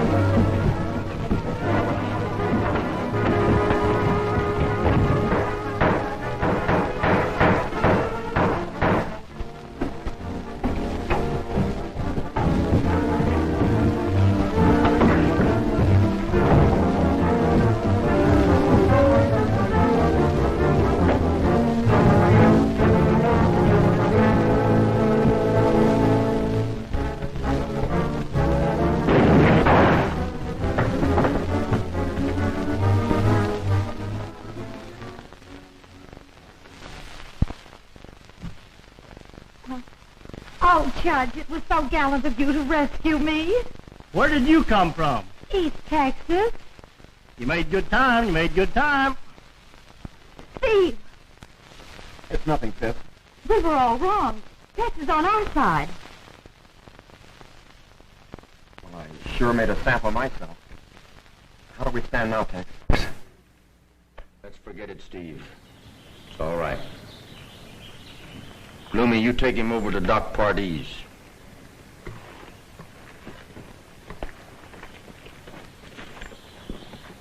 How do we stand? Shall I forget it, Lou? Not unless you want to be charged with misrepresentation. You won your case, Sheriff.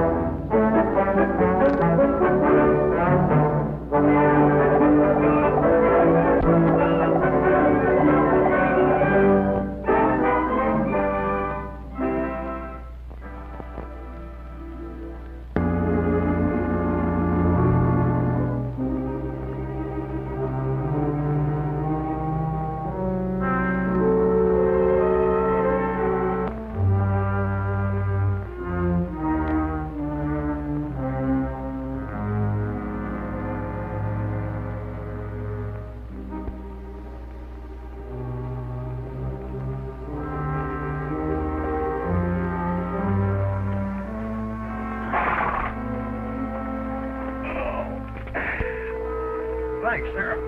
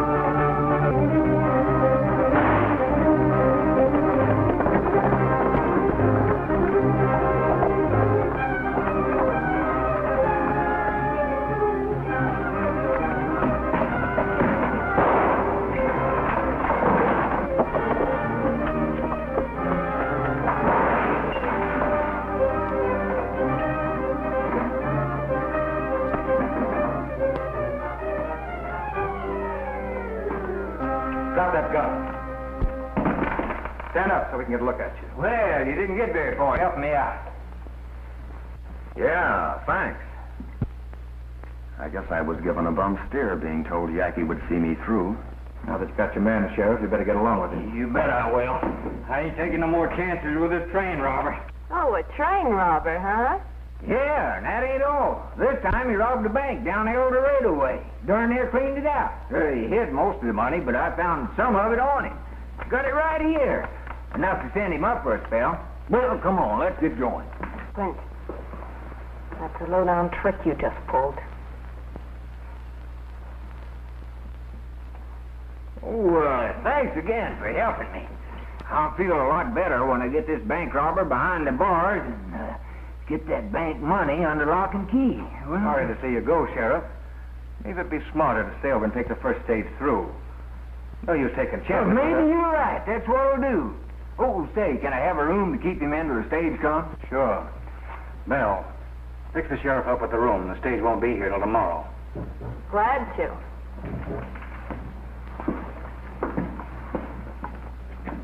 Tough luck. I'm sorry.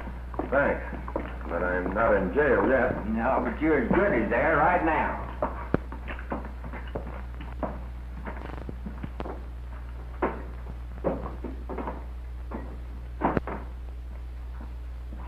I wonder who tipped him off to ride in here. I don't know. But I do know I'm taking no chances. Our book shows a nice profit, Ray. 3 bank jobs, 2 stage holdups, 1 express office. Not to mention a few odd jobs. Yeah, like the halfway house here. Too bad your wife had to sell it to me. Ain't it?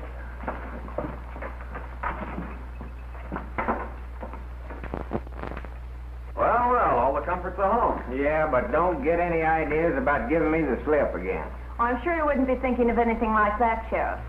What'd you say your name was? Why, old Perkins, ma'am. Panhandle Perkins. Glad to know you, pump handle. Oh, no, not pump handle, ma'am. Panhandle. It's all the same.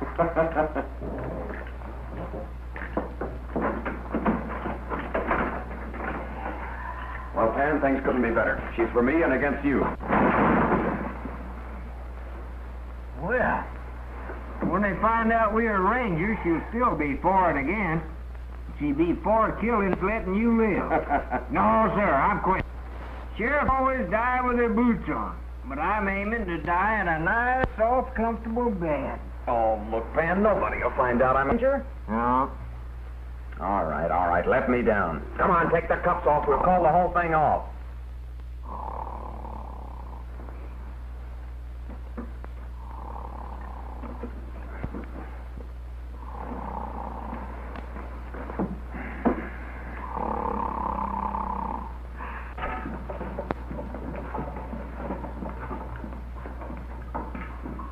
Well, if it isn't the bank president.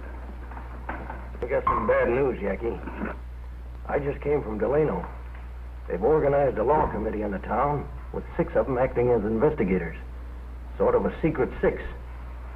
I'm one of them. Yeah? Who are they investigating? Us. That's not the worst of it. They've made a deal with the Idaho Kid to lead them. You know who he is? Well, I don't know his real name. But I do know he was ahead of the group that went after the Evans gang in Red Bluff. And they were tried and found guilty. They hung all of them but me. What's this Idaho Kid look like? I don't know. I never saw him. I left town just before he took over. And I figured on doing the same thing again. How do we know but what he ain't in this territory right now? I'm going. Howdy. Oh, the Idaho Kid.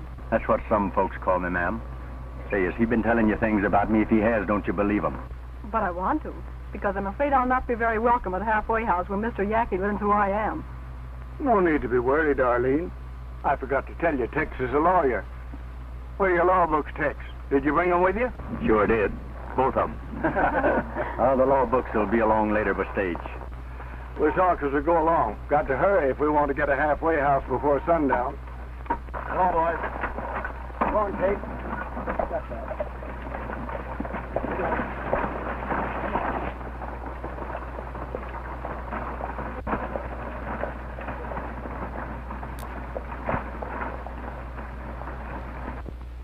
That sheriff getting out of here with all that bank money?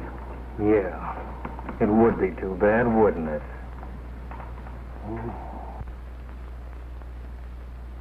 I still don't like it. That's too much of your money to risk. Wait, now stop crying. You're going downstairs and gamble your head off. In fact, you're going to be a gambling fool. That's me, all right. But remember one thing, you must lose. Well, that won't be hard for me. Ever since I first opened my big brown eyes in this world, I've always been on the losing end.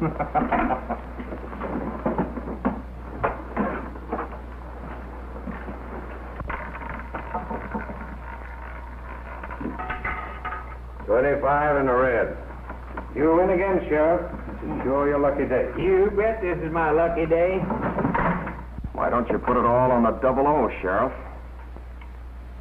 Make a killing. Around and round she goes, and where she stops, nobody.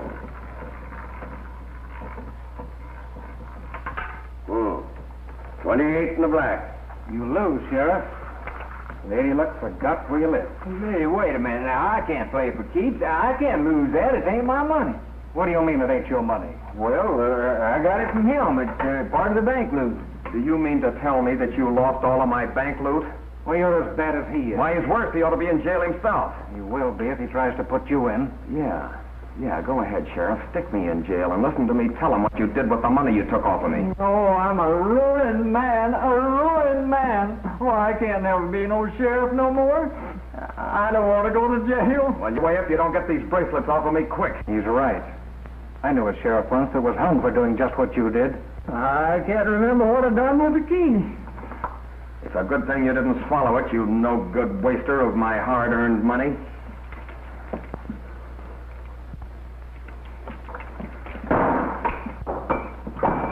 Keep out of my way, you ex-sheriff. Congratulations. Glad to see you getting out of his clutches. The drinks are on me. Set them up, Val. Make mine plain soda. Sure. Excuse me. But this is mine. Oh, no, it ain't. It belongs to the house. Fork it over. Oh, no. I worked hard for this money. You call blowing a safe hard work? You stole it. You mean you did? With that crooked wheel.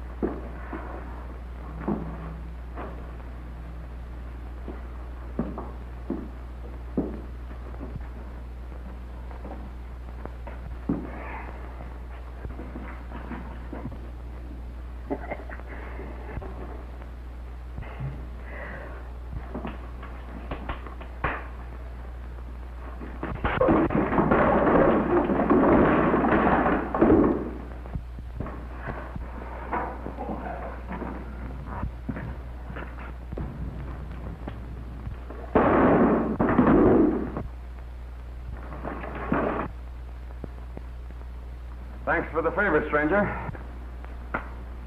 Well, I reckon you'd do as much for me if my back was turned. Pick it up.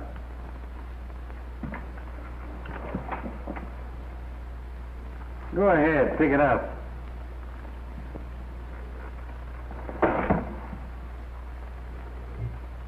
Give it to him.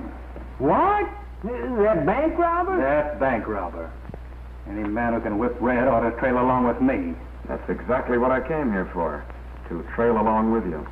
Sheriff, go get my gun. Ex-sheriff, I mean. Oh, Clint.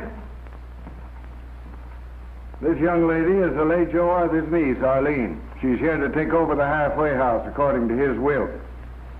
I didn't know Joe had a niece or ever left a will when he was killed. I can't believe it. Well, he did.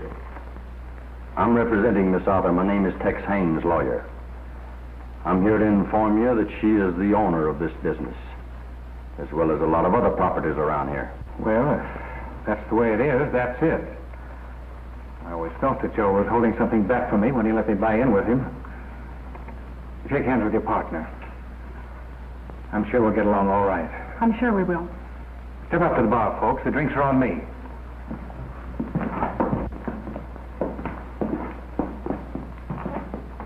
This is Joe's niece, Miss Arthur. She's moving in. You don't say.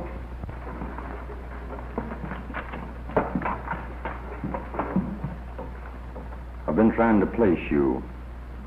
Haven't I met you somewhere? I wouldn't be surprised. You being a lawyer and me having to appear in court several times in my life. Oh, you fool around in law too, huh? When I'm in court, the law doesn't fool. Sorry, I thought I knew you. You may have seen me, mister, but you don't know me. My mistake. Well, goodbye and good luck. Thank you, Mr. Haynes. I'll look you up the first time I'm in Delano. Goodbye, Miss Arthur. Goodbye.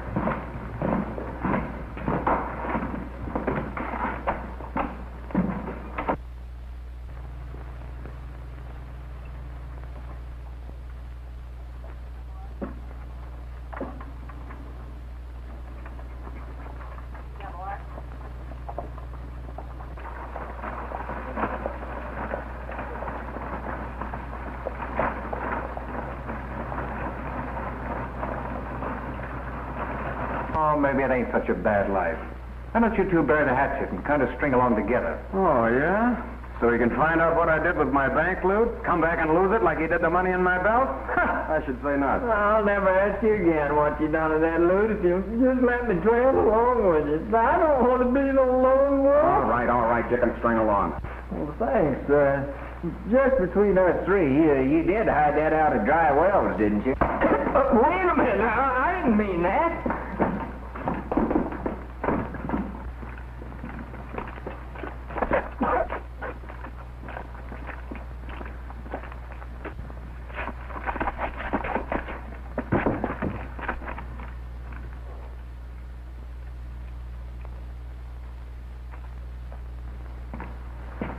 Maybe the rest of the loot is buried at Dry Wells or someplace near it. Who knows? You want to keep him here? You might see if he'd like to play along with us.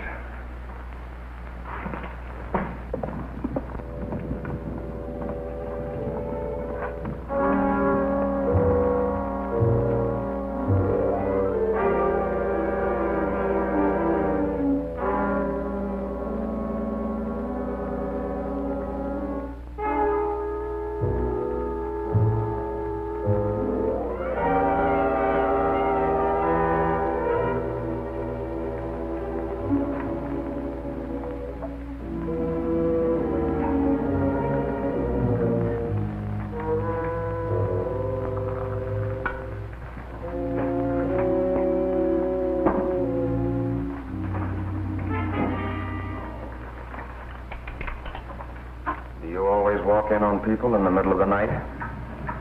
Good coffee. Have some. Seeing as how I made it, I will.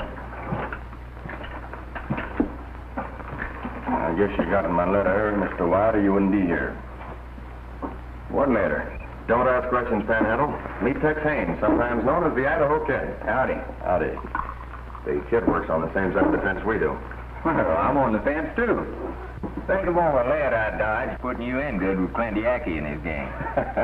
I was just trying to part your hair, Panhandle. Have you joined up with Clint Yackee? Yeah, that's the general idea. Start him on probation. But so far, we haven't anything to go on. Where does Yackee fit in? Well, he's the kingpin. My, but he's cagey, ain't he, Dave?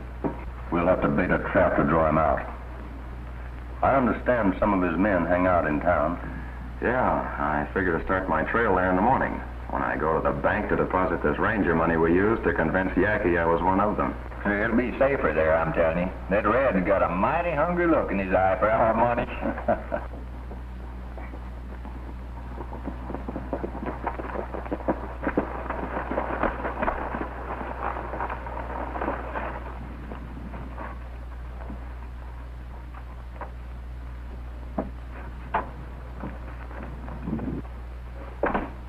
You brought us some bad news today, Hilly, about the Idaho Kid. Now I've got worse for you. Arlene Arthur moved in the halfway house just after you left and took over her uncle's interest. She'd probably take over his interest in the bank, too. She could.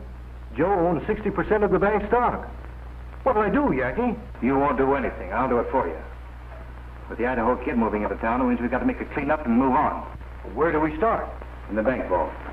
When you open up for business in the morning, have the money in bags on the floor. Red and the boys will walk in like customers and walk out with the cash. No trouble shooting. Miss Arthur's welcome to the bank after we empty it. But what about me? Where do I come in? Don't worry. You'll be taken care of.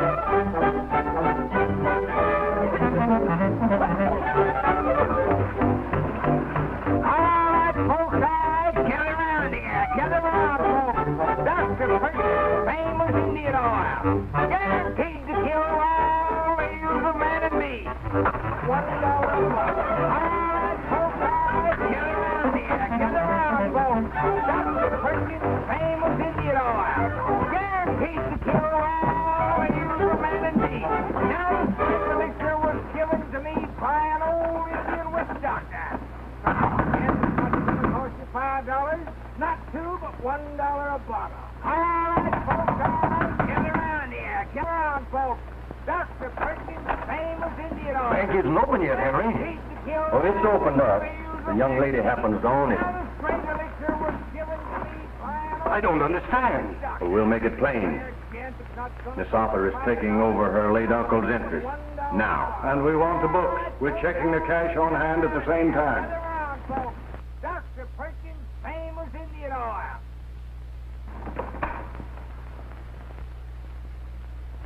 Well, come into my office. I'll have the books brought in there.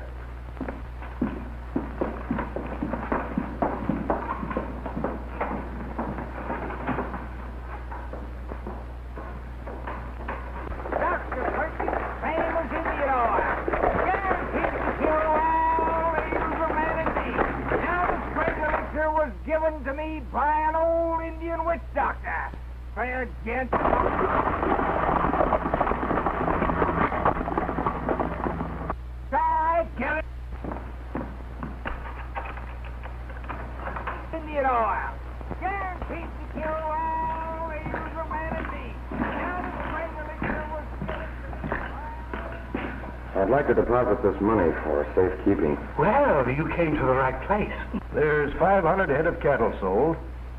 That's right. What's this entry? Oh, that was a loan to John Phillips.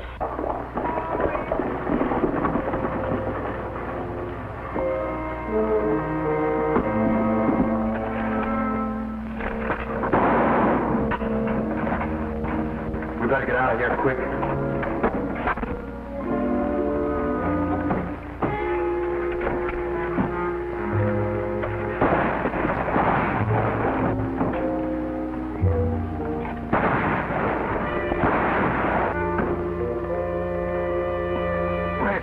The Idaho Kid's in town.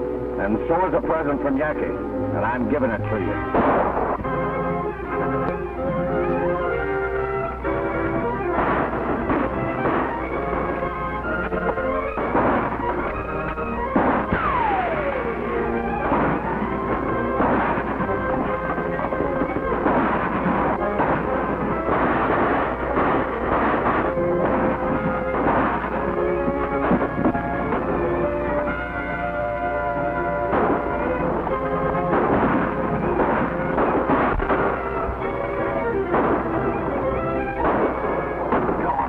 To load it.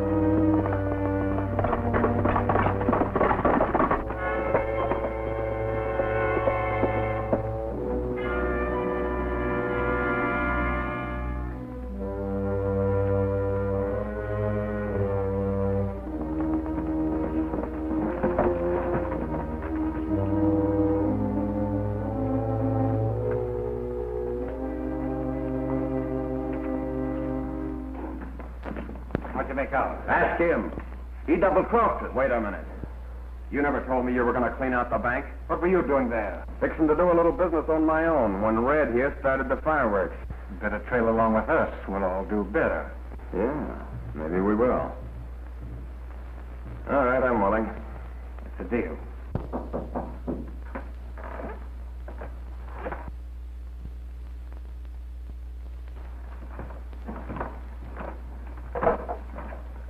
Good evening, gentlemen. Howdy. We'll call this meeting to order.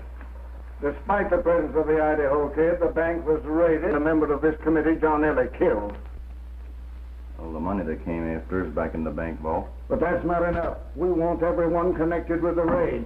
And when we catch them, we'll give them a fair trial. And if found guilty, they'll hang. Now, we'll get you again. Did you get a good look at any of them? I did. The only one that wasn't masked.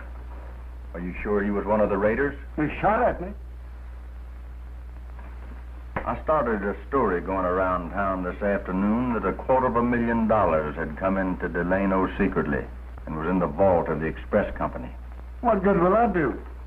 Well, you don't think Yankee'd trust his men with that much money, do you? He'd be afraid they'd run out on him. Who wouldn't? If that amount of money doesn't bring Yankee into this town himself, nothing ever will. I must admit that's a big hunk of bait. To catch a big fish, you have to use a big hook, Henry. even though there's no real bait on it. Too bad it's night and we can't see the expression on their faces when they find out there's nothing in that Fargo safe. I'm afraid the laugh will be on us if they don't show up. Say, that is possible. Possible, but not likely, Henry. Not if I know Mr. Yackee. Well, we better get all set so we can spring the trap once they're in it.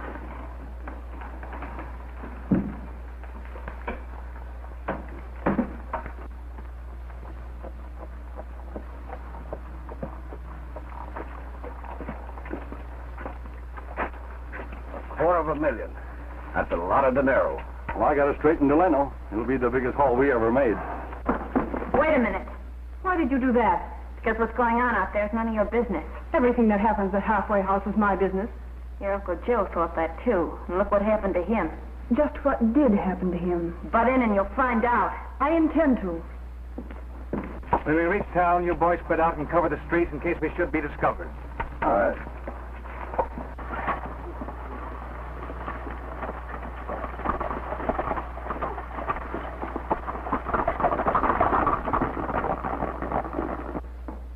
What's the matter? Didn't the boys invite you to go with them? No, but I reckon they still think of me as being a lawman. But you know I can't never be that no more. Yeah.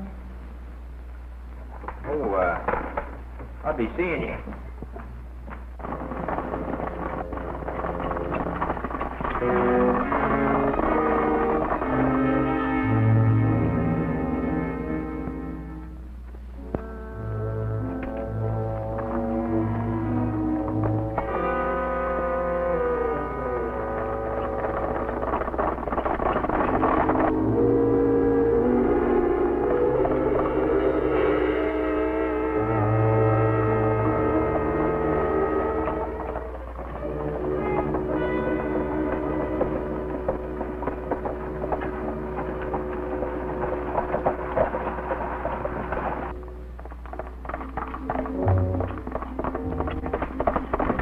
Somebody's following us. We better make a move.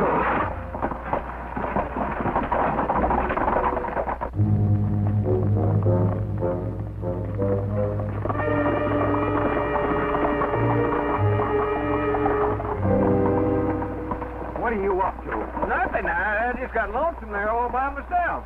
Say, ain't I a real outlaw now? Sure, but you got a lot to learn about this business. Well, gosh, you can't learn nothing unless you let me string along with you. You keep out of this.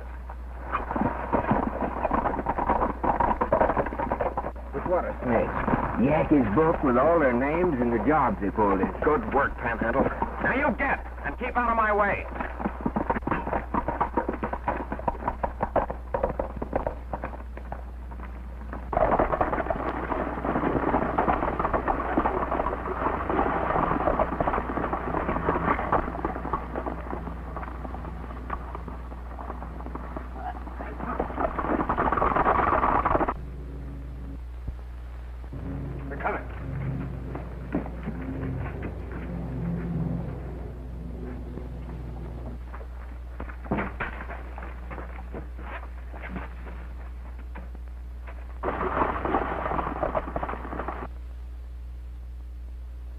With all of them masked, we don't know if Yackie's with them or not. Well, I'm not sure. But I'll bet he's one of them tying up at that post. Do this job together, Red. This is your first time with us, so you stay here as lookout.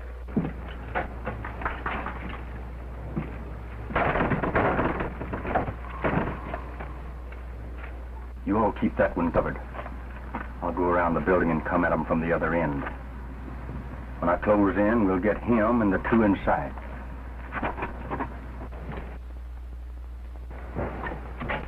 I think we ought to close in now, Charlie. Oh, wait.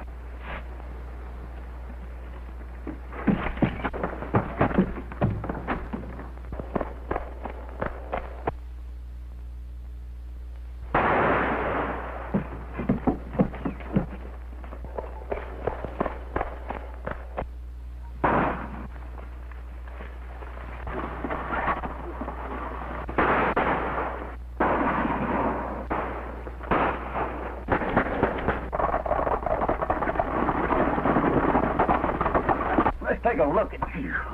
You're the gent who tried to shoot me in the bank. Oh, I shot above your head. Get Tex Haynes. He'll explain who I am and what I'm doing here. We could see what you were doing here. You just stopped me from arresting Yackee in the act of blowing that safe in there. Since when does one of Yackee's own men arrest him?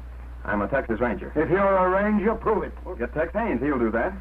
All right.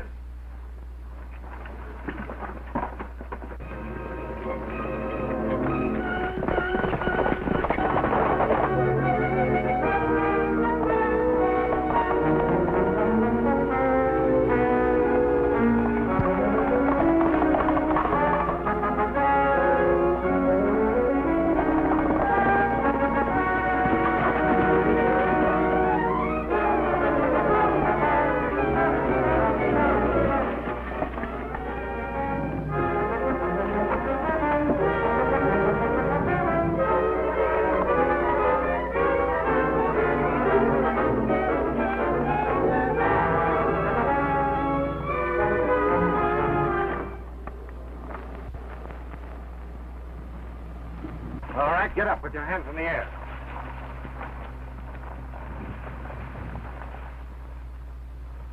All right, come over here.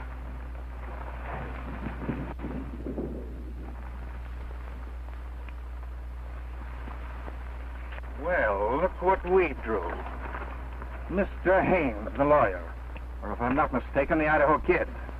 That's possible. You know it is. I've been suspicious of you since I first saw you. It looks like you hold the winning hand. Well, we always do. You made a mistake in getting yourself in this hand. Well, I've had losing hands before, but I'm still here. All right, get on your horse, kid.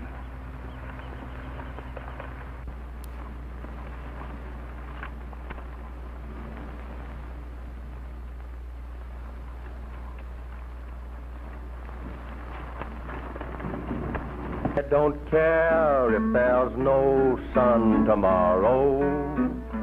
Let the stars fade and fall from the sky. After all, what's the use since we parted? I don't care since you told me goodbye. I don't care if I lose earthly fortune. I don't care if I live now or die. How could life hold a meaning without you? I don't care since you told me goodbye. I don't care if I never hear music. It would only bring tears to my eyes. Not a song did you leave in my heart, dear. I don't care since you told me goodbye. I don't care what the world says about me. I don't care since I trusted your lies. Though I realize I'm traveling the wrong road. I don't care since you told me goodbye.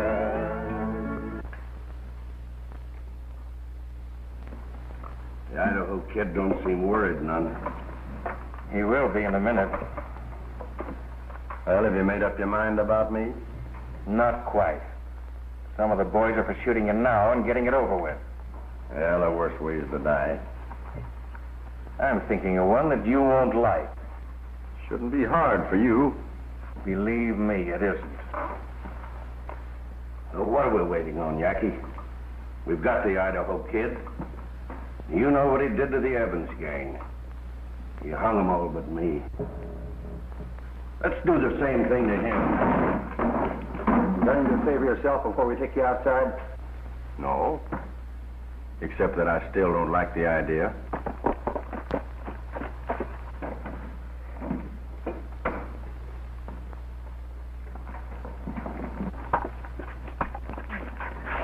I'm going to see Yackee right away. We've got bad news for him. Hey, just come from Delano. They know you've got their man, but they've got young White. They're going to try him. If they find him guilty, they'll hang him. They let me talk to him, and he said to tell you he had a little black book with all your names in it.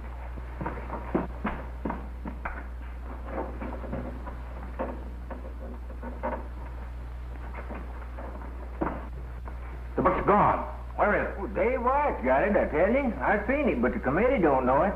He said to tell you if you didn't get him out, he's going to turn it over to him. All right, Mr. Haynes, you're a lawyer. Tell us how to get Dave Wyatt away from your committee. Well, you could send someone with this message. We have Tex Haynes. Hang Dave Wyatt, and we'll do the same with your man. And that's just what's going to happen. Get going with that message. Well, why me? I just come from there. Besides, my feet are killing me. I can't imagine what's wrong with them. Well, sure. I'm going right now. Oh, wait a minute. If I were you, I'd send Miss Arthur with him. The committee might not believe him. Go with him. And tell them that if our man is not back here by the time that clock strikes 10, the Idaho Kid will be dancing on air. I'll tell them.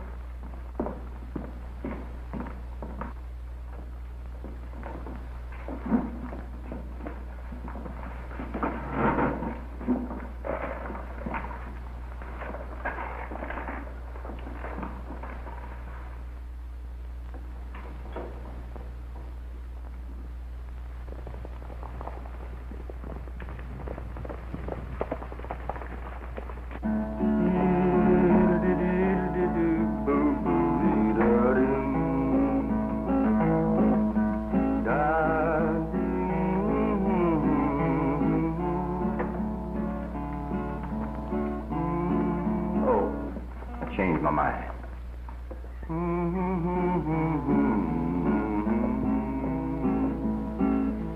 I'm still yours in case you change your mind.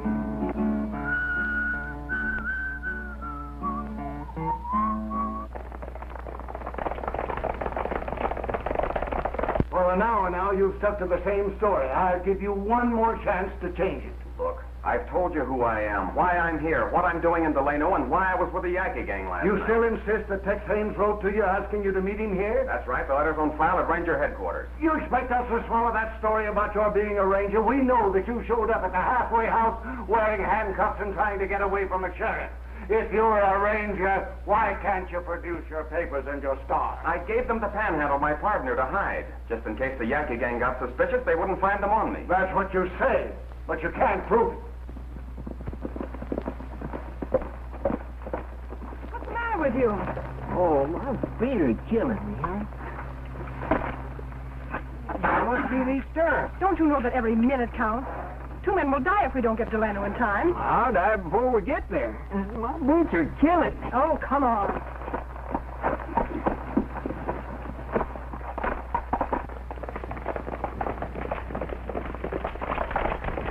You've had a fair and impartial trial. You men will give your verdict by the card you put on the table. A red card means jail. A black one, the rope.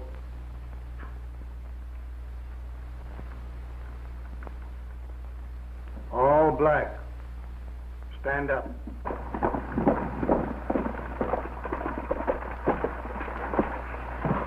Say, partner, you got a message for whoever's in charge of law and order here. Concerns a fellow named Tex Haynes, better known as the Idaho Kid. Come with me. For attempted bank robbery and the killing of a bank teller, you'll be hung at 10 o'clock. Oh, whoa. Hey, you can't do that. Wait a minute. What? Hold everything. You can't do that. Now, I suppose you're going to tell us that he's a ranger. Well, he sure is, and I'm working with him. Yesterday you were a sheriff and he was escaping from you. Maybe we'd better investigate you, mister. Give them my papers and star, Panhandle. Yeah, I'll show you who's a ranger. Doggone, for the life of me, I can't think what I've done to them things. Well, for the life of me, you'd better. Well, it's your fault. You told me to hide them so Yankee and none of that gang could find out who we are. That's just what I done. Oh, come on, Panhandle, think. What'd you do with them? Oh, I can't think of nothing. My feet hurt me so bad I can't remember nothing. Mr. Wright, if you hang Dave Wyatt, Yankee will hang Tex Haynes. They've set a deadline. If Dave isn't back at 10 o'clock, it'll be too late. They sent you with that message? Yes, They wouldn't dare. but they will. If Dave isn't at the halfway house at 10 o'clock... They want us to exchange our prisoner for theirs? Yes. It's up to you.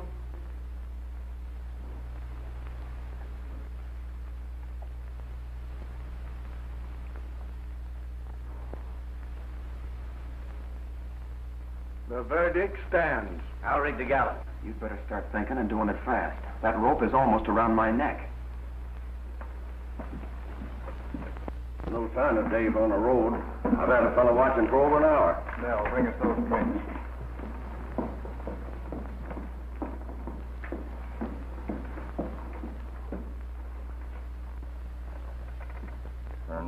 Turn back, go time and thy flight, make me a boy again just for the night.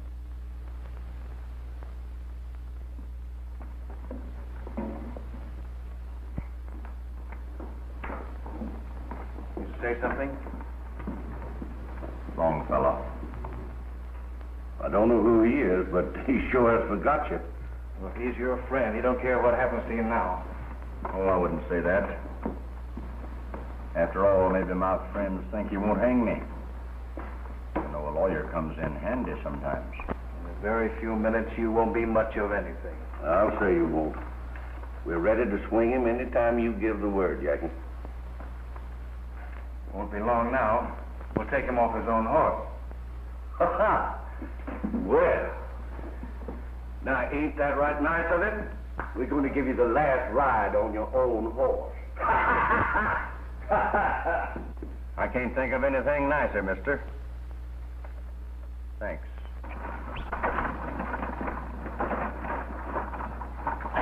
It works good, Frank. Bring the wagon back. Go on, get it. I'd like to be granted one last request. Granted? Panhandle, for not being able to remember what you did with our credentials, I'd like to leave you one last thing to remember me by. Oh, gosh. My boot. Oh, brute! That's it. No wonder my feet have been killing me. Oh, boy, no wonder my feet have been killing me. Here, help me get this off. Yeah, there you are. Now, who says we ain't rangers? David Wyatt, Norwalk. Untie. We'll take our orders from you, Ranger. Well, you better follow me, because we haven't much time to stop a real hanging. By the way, this is a record of Yankees' crimes and the money they got for each job. In case I don't get back, the names are in it, too.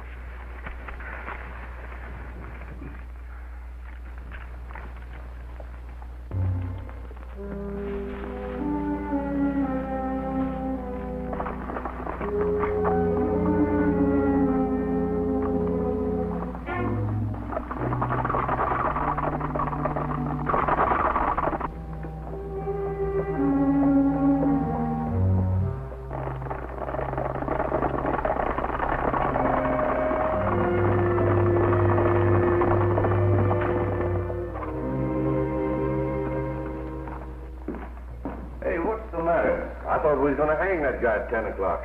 10 o'clock, we will. Oh. 10:15.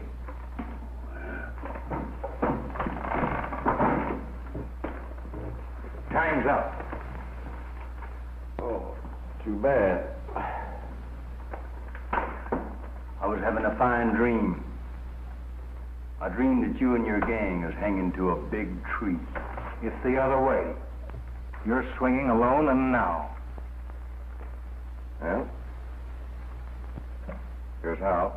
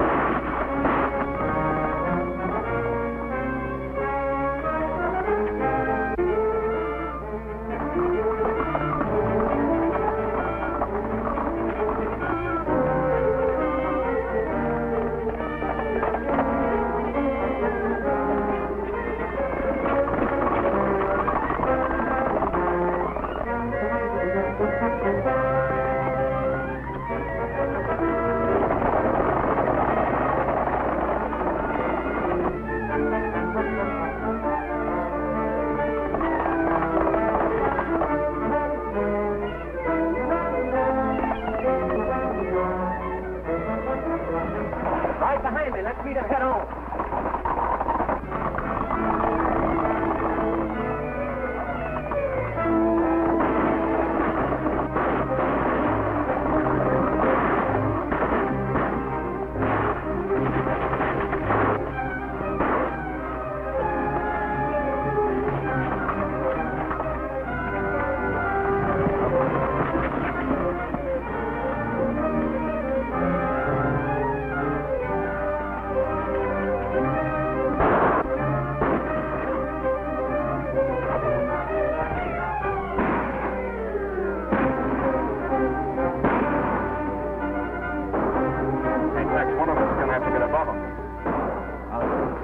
announce you for it.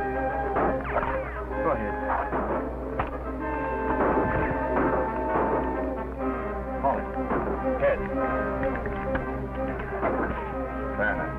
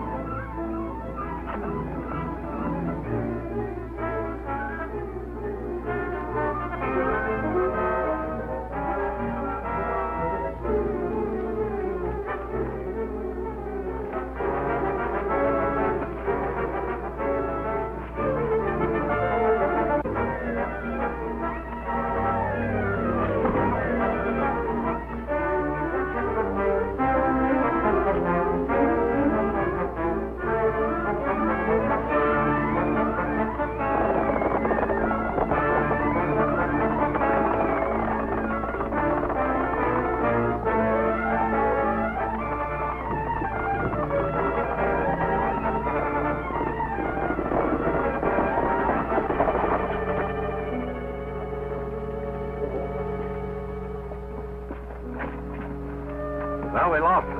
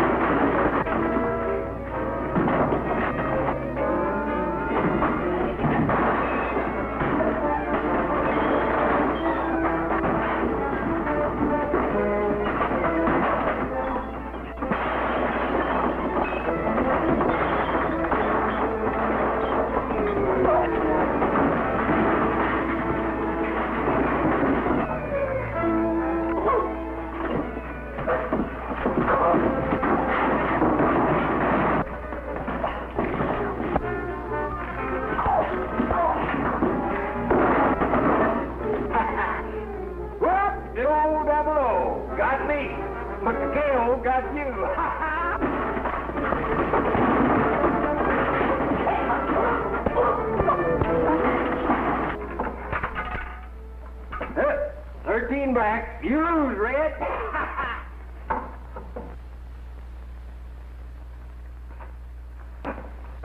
I'm glad you Rangers answered Tex's letter in person. I'm still wondering what letter. Tell him, Tex. Well, when I found out I was coming to head Henry's committee, I wrote Dave a letter. But to keep it quiet that Yankee was our game. And I told you a funny story. Yeah, and I've been laughing about it ever since. I'll bet Yankee and his gang aren't laughing now. I don't guess they are laughing. But Henry, go easy on Belle, will you? She made it possible for me to get away. I'll see she gets off easy. If I ever get a vacation, I'm coming back here. I hope it's soon. Goodbye, Ranger. So long, lawman. Well, I always did say two heads was better than one. Good luck.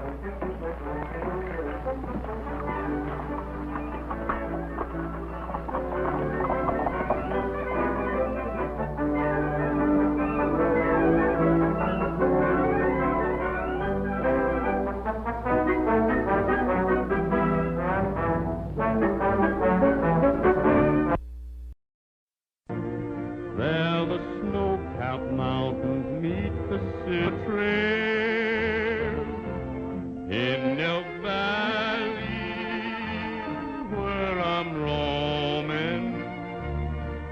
can hear the echo of the coyote's wail.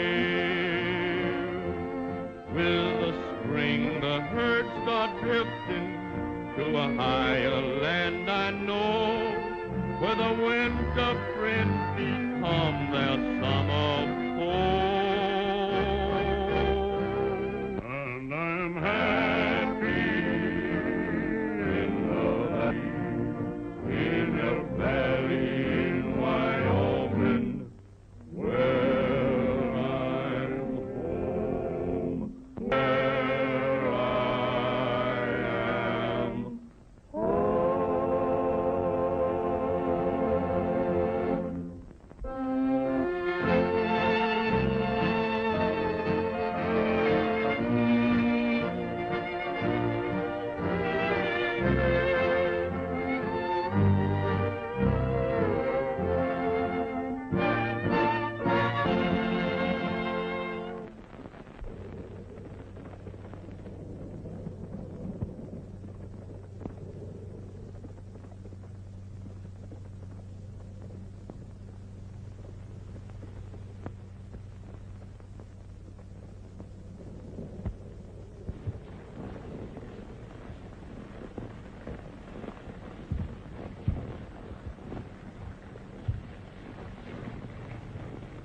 Strangest thing ever did see, old partner. Looks like we've rolled right straight into Santa Claus' private pasture. Reach for the sky, stranger. Get down off of that horse.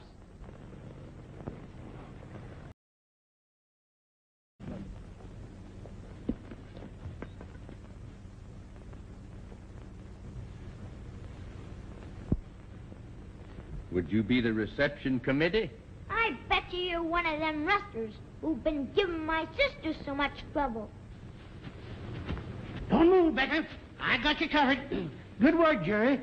This is the best piece of work I've done since... Back in '67. Yeah, back in... Huh? Well, Tex Yancey, why... But what in tarnation are you doing in Elk Valley? For a minute, I thought you was Red Becker. Say, you ain't one of his gang, are you? Red Becker's gang? Why, Missouri, you old flea-bit coyote. You don't think of taking up rustling and stealing, do you? No, of course not. But chasing them rustlers on these doggone tennis rackets has got me plumb low to 'em. I ain't seen such weather as this since back in '67 when I was mayor of Dodge City. Yes, sir. The snow was 40 feet deep. And you was running around in your bare feet. Yeah, I was running around in my bare feet. Oh, I was not. Then he ain't a rustler, Sheriff? Who? Him? Why, but, Jerry, you remember me telling you about my old partner, Tex Yancey? You mean the feller who captured 8 bandits all by himself? And the feller who bulldogged 2 steers at once? And the feller who shot the teeth out of a rattlesnake when he was striking at you? And the feller? Yep, that's him. That's him in the flesh and bleed. Oh, Tex, get acquainted with Jerry Parker, the greatest little deputy that ever rode law in Elk Valley. Well, I'm glad to know you, Jerry. Gosh, Tex. Oh, will it do? You see, Tex, this Becker gang is pretty foxy. By stampeding the elk, they break a trail for the stolen cattle to get through. And if anybody gets in their way... Well, can't you get the jump on them? Yep, I think so.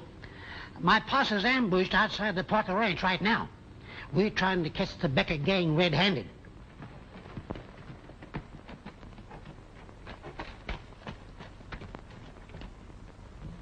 Well, Monty, the boys all ready for the stampede? Yeah, but I'm telling you one thing, Becker. We better lay low for a while. Killing that sheriff and his posse's got the whole countryside up in arms. This is a bad time for rustling. Now, listen, I'm running this show. You haven't gotten into trouble yet, have you? Well, not yet, if that's what you mean. And there's a lot of talk going around about the federal government taking things over. Now, that won't make any difference. When we get to Parker and the McClellan herd, we'll hightail for Texas. Now, we'll start the elk stampeding and drive the cattle over their trail. We ought to be able to clear 1,000 head of steers easy. Same as on the Rawdon job. Come on.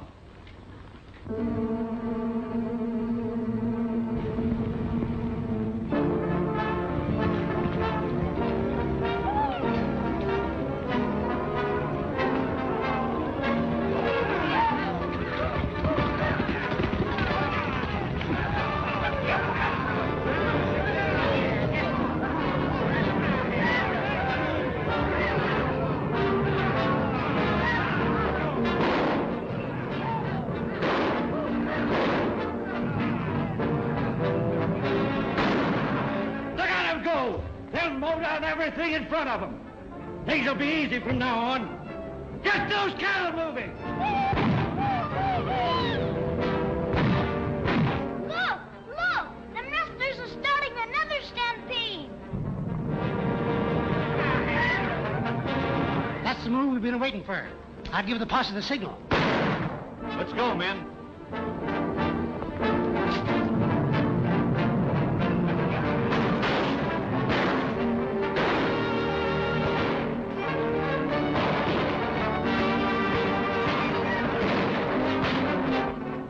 The sheriff's men. Head for cover.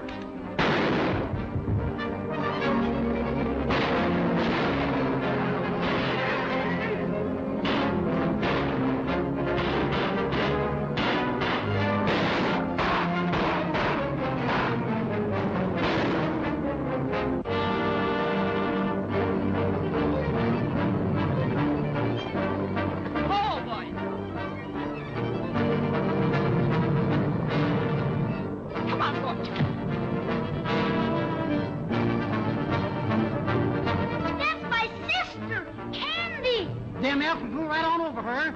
Come on, boys. Come on. One-man job, Missouri.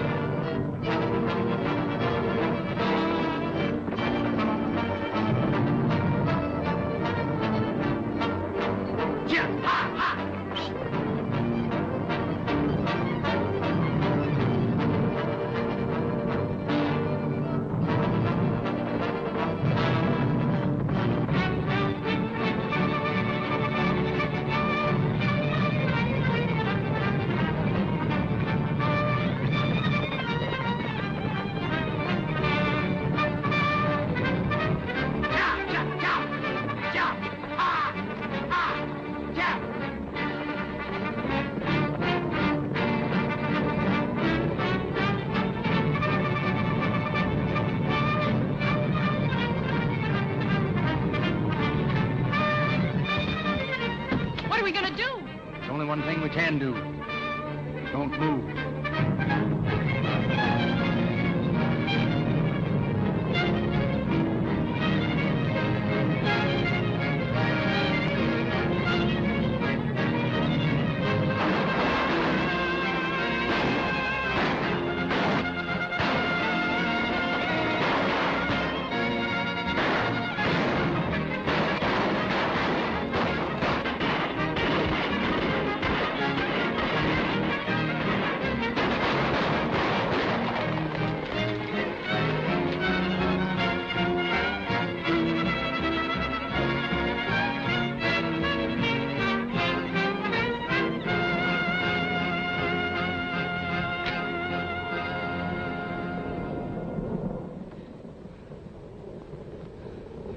Well, I guess we'll be safe now.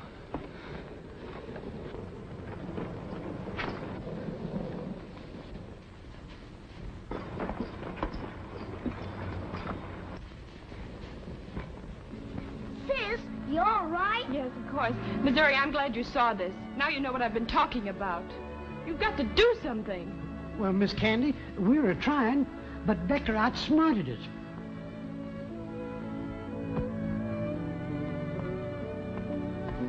I'm sorry. And I'm grateful to you for saving my life, Mr. The name is Tex Yancey. Thank you, Tex. I never enjoyed a sudden job so much before.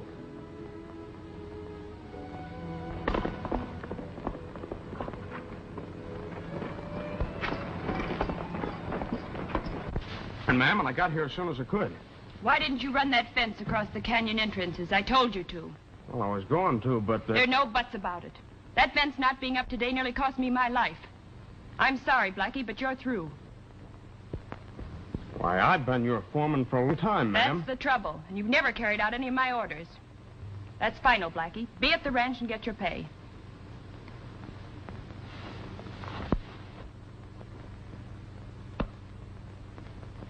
Looks like you'll have to find a new foreman, ma'am. A good man's not easy to find. He is found. I hereby nominate for the job of foreman of the Parker Ranch that right honorable gentleman and rootin' tootin' cowpuncher, my good friend, Tex Yancey. Second the motion. Well, a job is the thing I need most, Miss Candy, not praise. I'll do the best I can for you. Well, it pays $60 a month and keep. You can start day after tomorrow. Well, I can start tomorrow if you need me. Tomorrow's Christmas. So it is. Well, I guess there is a Santa Claus. Thank you very much, ma'am, and Merry Christmas. Merry Christmas, Tex. We'll fix up your sleigh, Miss Candy, and round up your team. Why didn't you keep an eye on the sheriff like I told you to? He upset our whole plan. Why did you start those elk running before I got there? They almost ran over the girl. They what? Yeah, the Parker girl had been trampled to death if a stranger hadn't come along. So she blames the whole business on me and tells me to get my time. Your job on the Parker Ranch gave us a line on the whole valley. She's got to take you back. It's too late. She gave the job to the stranger who did the rescue act. Well, then we'd better get rid of the stranger. You're right, Becker.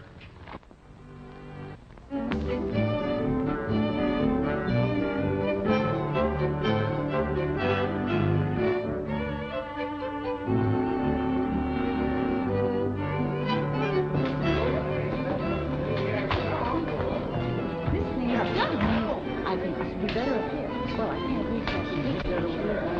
Well, I'll put this here. You're sure making things look mighty pretty. Sheriff, you got to settle it. Which one of us looked most like Santa Claus? You see, Tex, Santa Claus is pretty busy hereabouts. So he leaves Jerry's presents early, and we take over for him and play his part. Well, looks like to me that Santa Claus's mother had twins. Twice. But the question is, who's going to play Santa Claus? Well, far be it for me to make any decisions, but, say, maybe the lady could help us out. Who, me? Tex, I reckon you'll have to do the judging. Come on over here. Boys, let my old friend Tex Yancey make the selection. Well, how do I look? You look pretty good. Who ever heard of a red-headed Santa Claus? Who ever heard of a skinny one? Now, just a minute, boys. Let's don't argue about it. See, I wonder if you'd mind if I'd postpone the judging until I get a bite to eat. Sure. Go on, eat, Tex. Sure.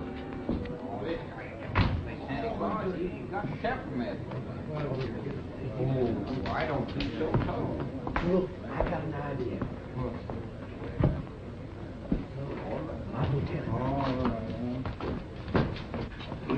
Tex, we've talked the whole thing over and we got the problem solved. Yeah? Yep. Now, if anybody else around here was to play Santa Claus, Jerry would spot him right away. So you're going to be Santa Claus. Me? Yep. Now, listen. You go out to Candy Parker's ranch after dark and pick up her Santa Claus outfit and be back here promptly at 9 o'clock.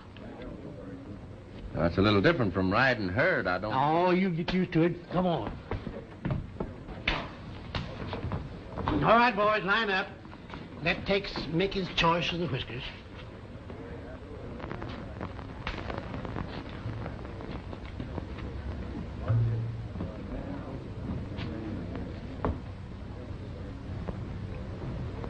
Well, now, these look like the real thing. Ouch! They are the real thing. I'm sorry. That's all right. All right.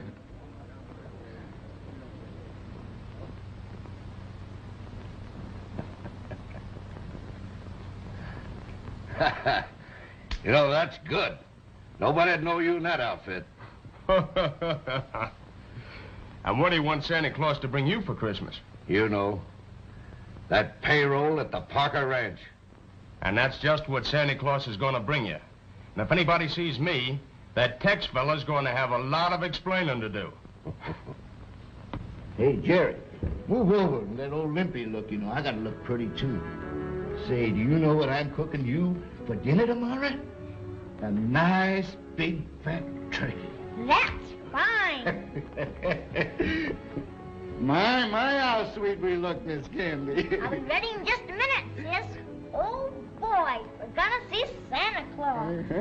Limpy, I've changed my mind. I'm going to send you into town with Jerry. Why, Mom? Well, I'm worried about the payroll. Oh, now don't you worry about the payroll. I'll stay here and take care of everything. You and Jerry go on into town. Have your fun. Besides, I gotta get up early in the morning and cook breakfast for the boys. Oh, no, Limpy, you don't have to stay. You know, maybe, Mom, if I'm here all to myself, old Sandy will drop by and say, "Howdy, Limpy." Limpy, you're a darling. Come on, Jerry, fix you up here.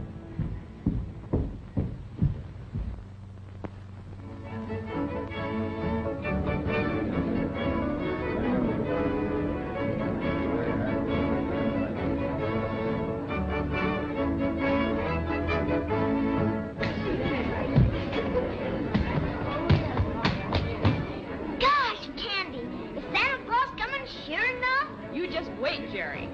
You must have patience.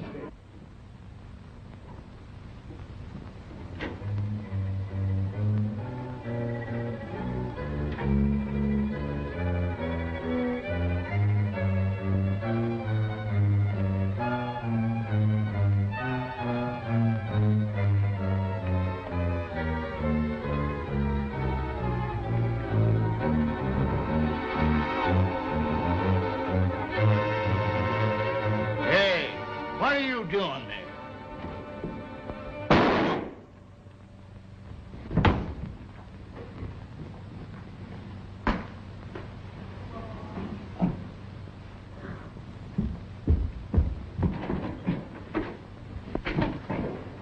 Well, folks, it seems that Santa Claus overslept.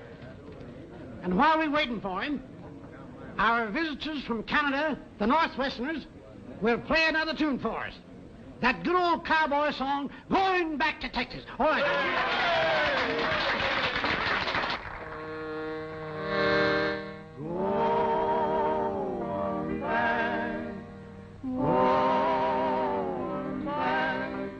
Going back to Texas, going back to my good old Texas home, home, home, down by the sleepy Rio Grande, where the lonesome turtle dove is grieving, and the moon is shining on the sand.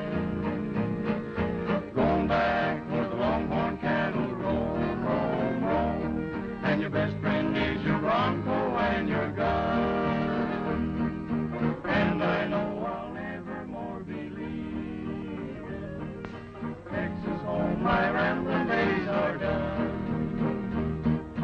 Give me back my saddle, give me back my gun, give me back that good old bronc of mine. Give me back the campfires when the day is done. Let me hear the lonesome coyote whine. Going back to my good old Texas home, home, home, down by the sleepy Rio Grande, where the lonesome turtle dove is grieving, and the moon is shining on the sand. Going back where the longhorn cattle roam, roam, roam, and your best friend is your bronco and your gun. And I know I'll never more be leaving Texas. I'm coming, coming home.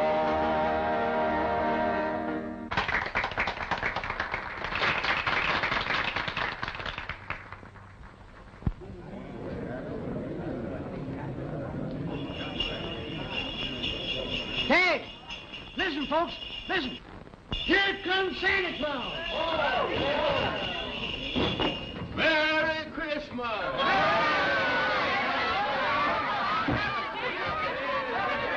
Everybody, got a present for everybody. Merry Christmas, Slim.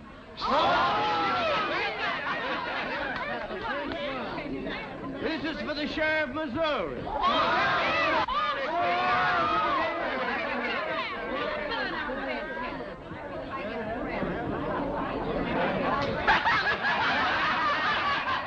This is for Whiskers.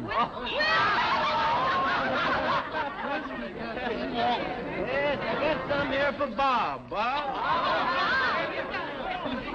Well, Jerry. You're gonna have a real gun now, son. Merry Christmas. Thank you,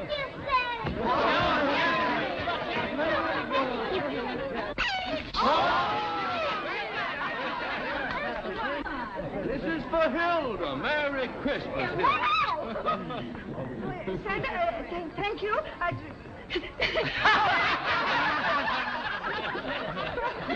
Gee, gosh, this is swell.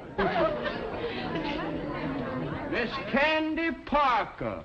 Merry Christmas. Whatever it is, it's something pretty. Oh, boy. Gee, thanks, Santa.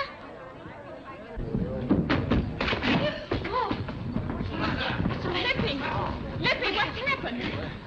What happened, Limpy? They robbed the ranch, Miss Candy. Shot me.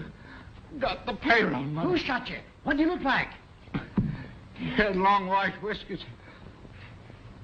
Him! Where was he? He was late getting here. That fellow's a stranger here. How do we know? Limpy named the man that shot him, and there he is. Wait. Believe me, Missouri, I didn't do it. I believe you, son. But making these other fellows believe it is something else again. They've had about all the crime they can stand for from Red Beckoner's gang. Something's bound to pop. Now, you keep quiet and let me handle this. He shot Limpy down in cold blood. We got a cure for that. We've had enough law-breaking around here. It's time we set an example. Let's take him now. Stand we are. I didn't shoot this feller. Just a minute. I'm sheriff here. And I hereby arrest this man for the murder of Limpy Watkins. Give me that gun, Tex.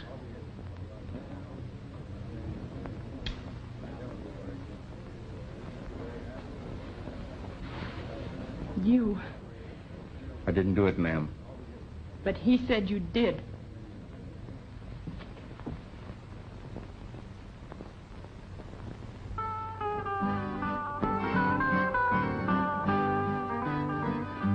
Makes no difference now what kind of flowers fate hands me.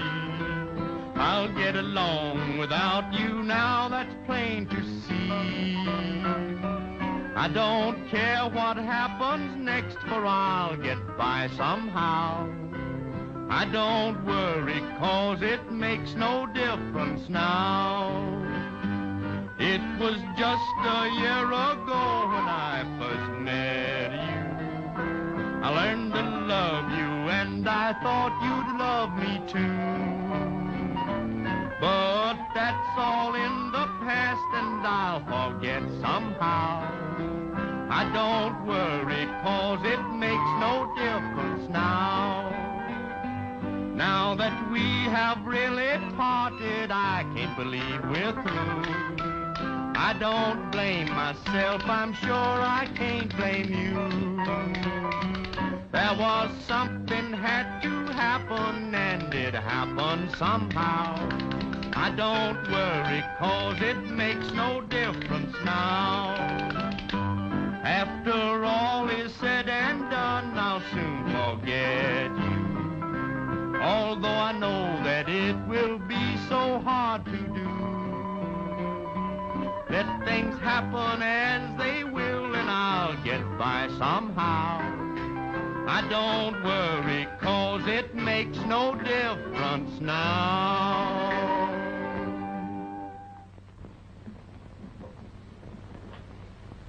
You know, life sure is funny, Missouri. And one day I get me a job, and I meet the prettiest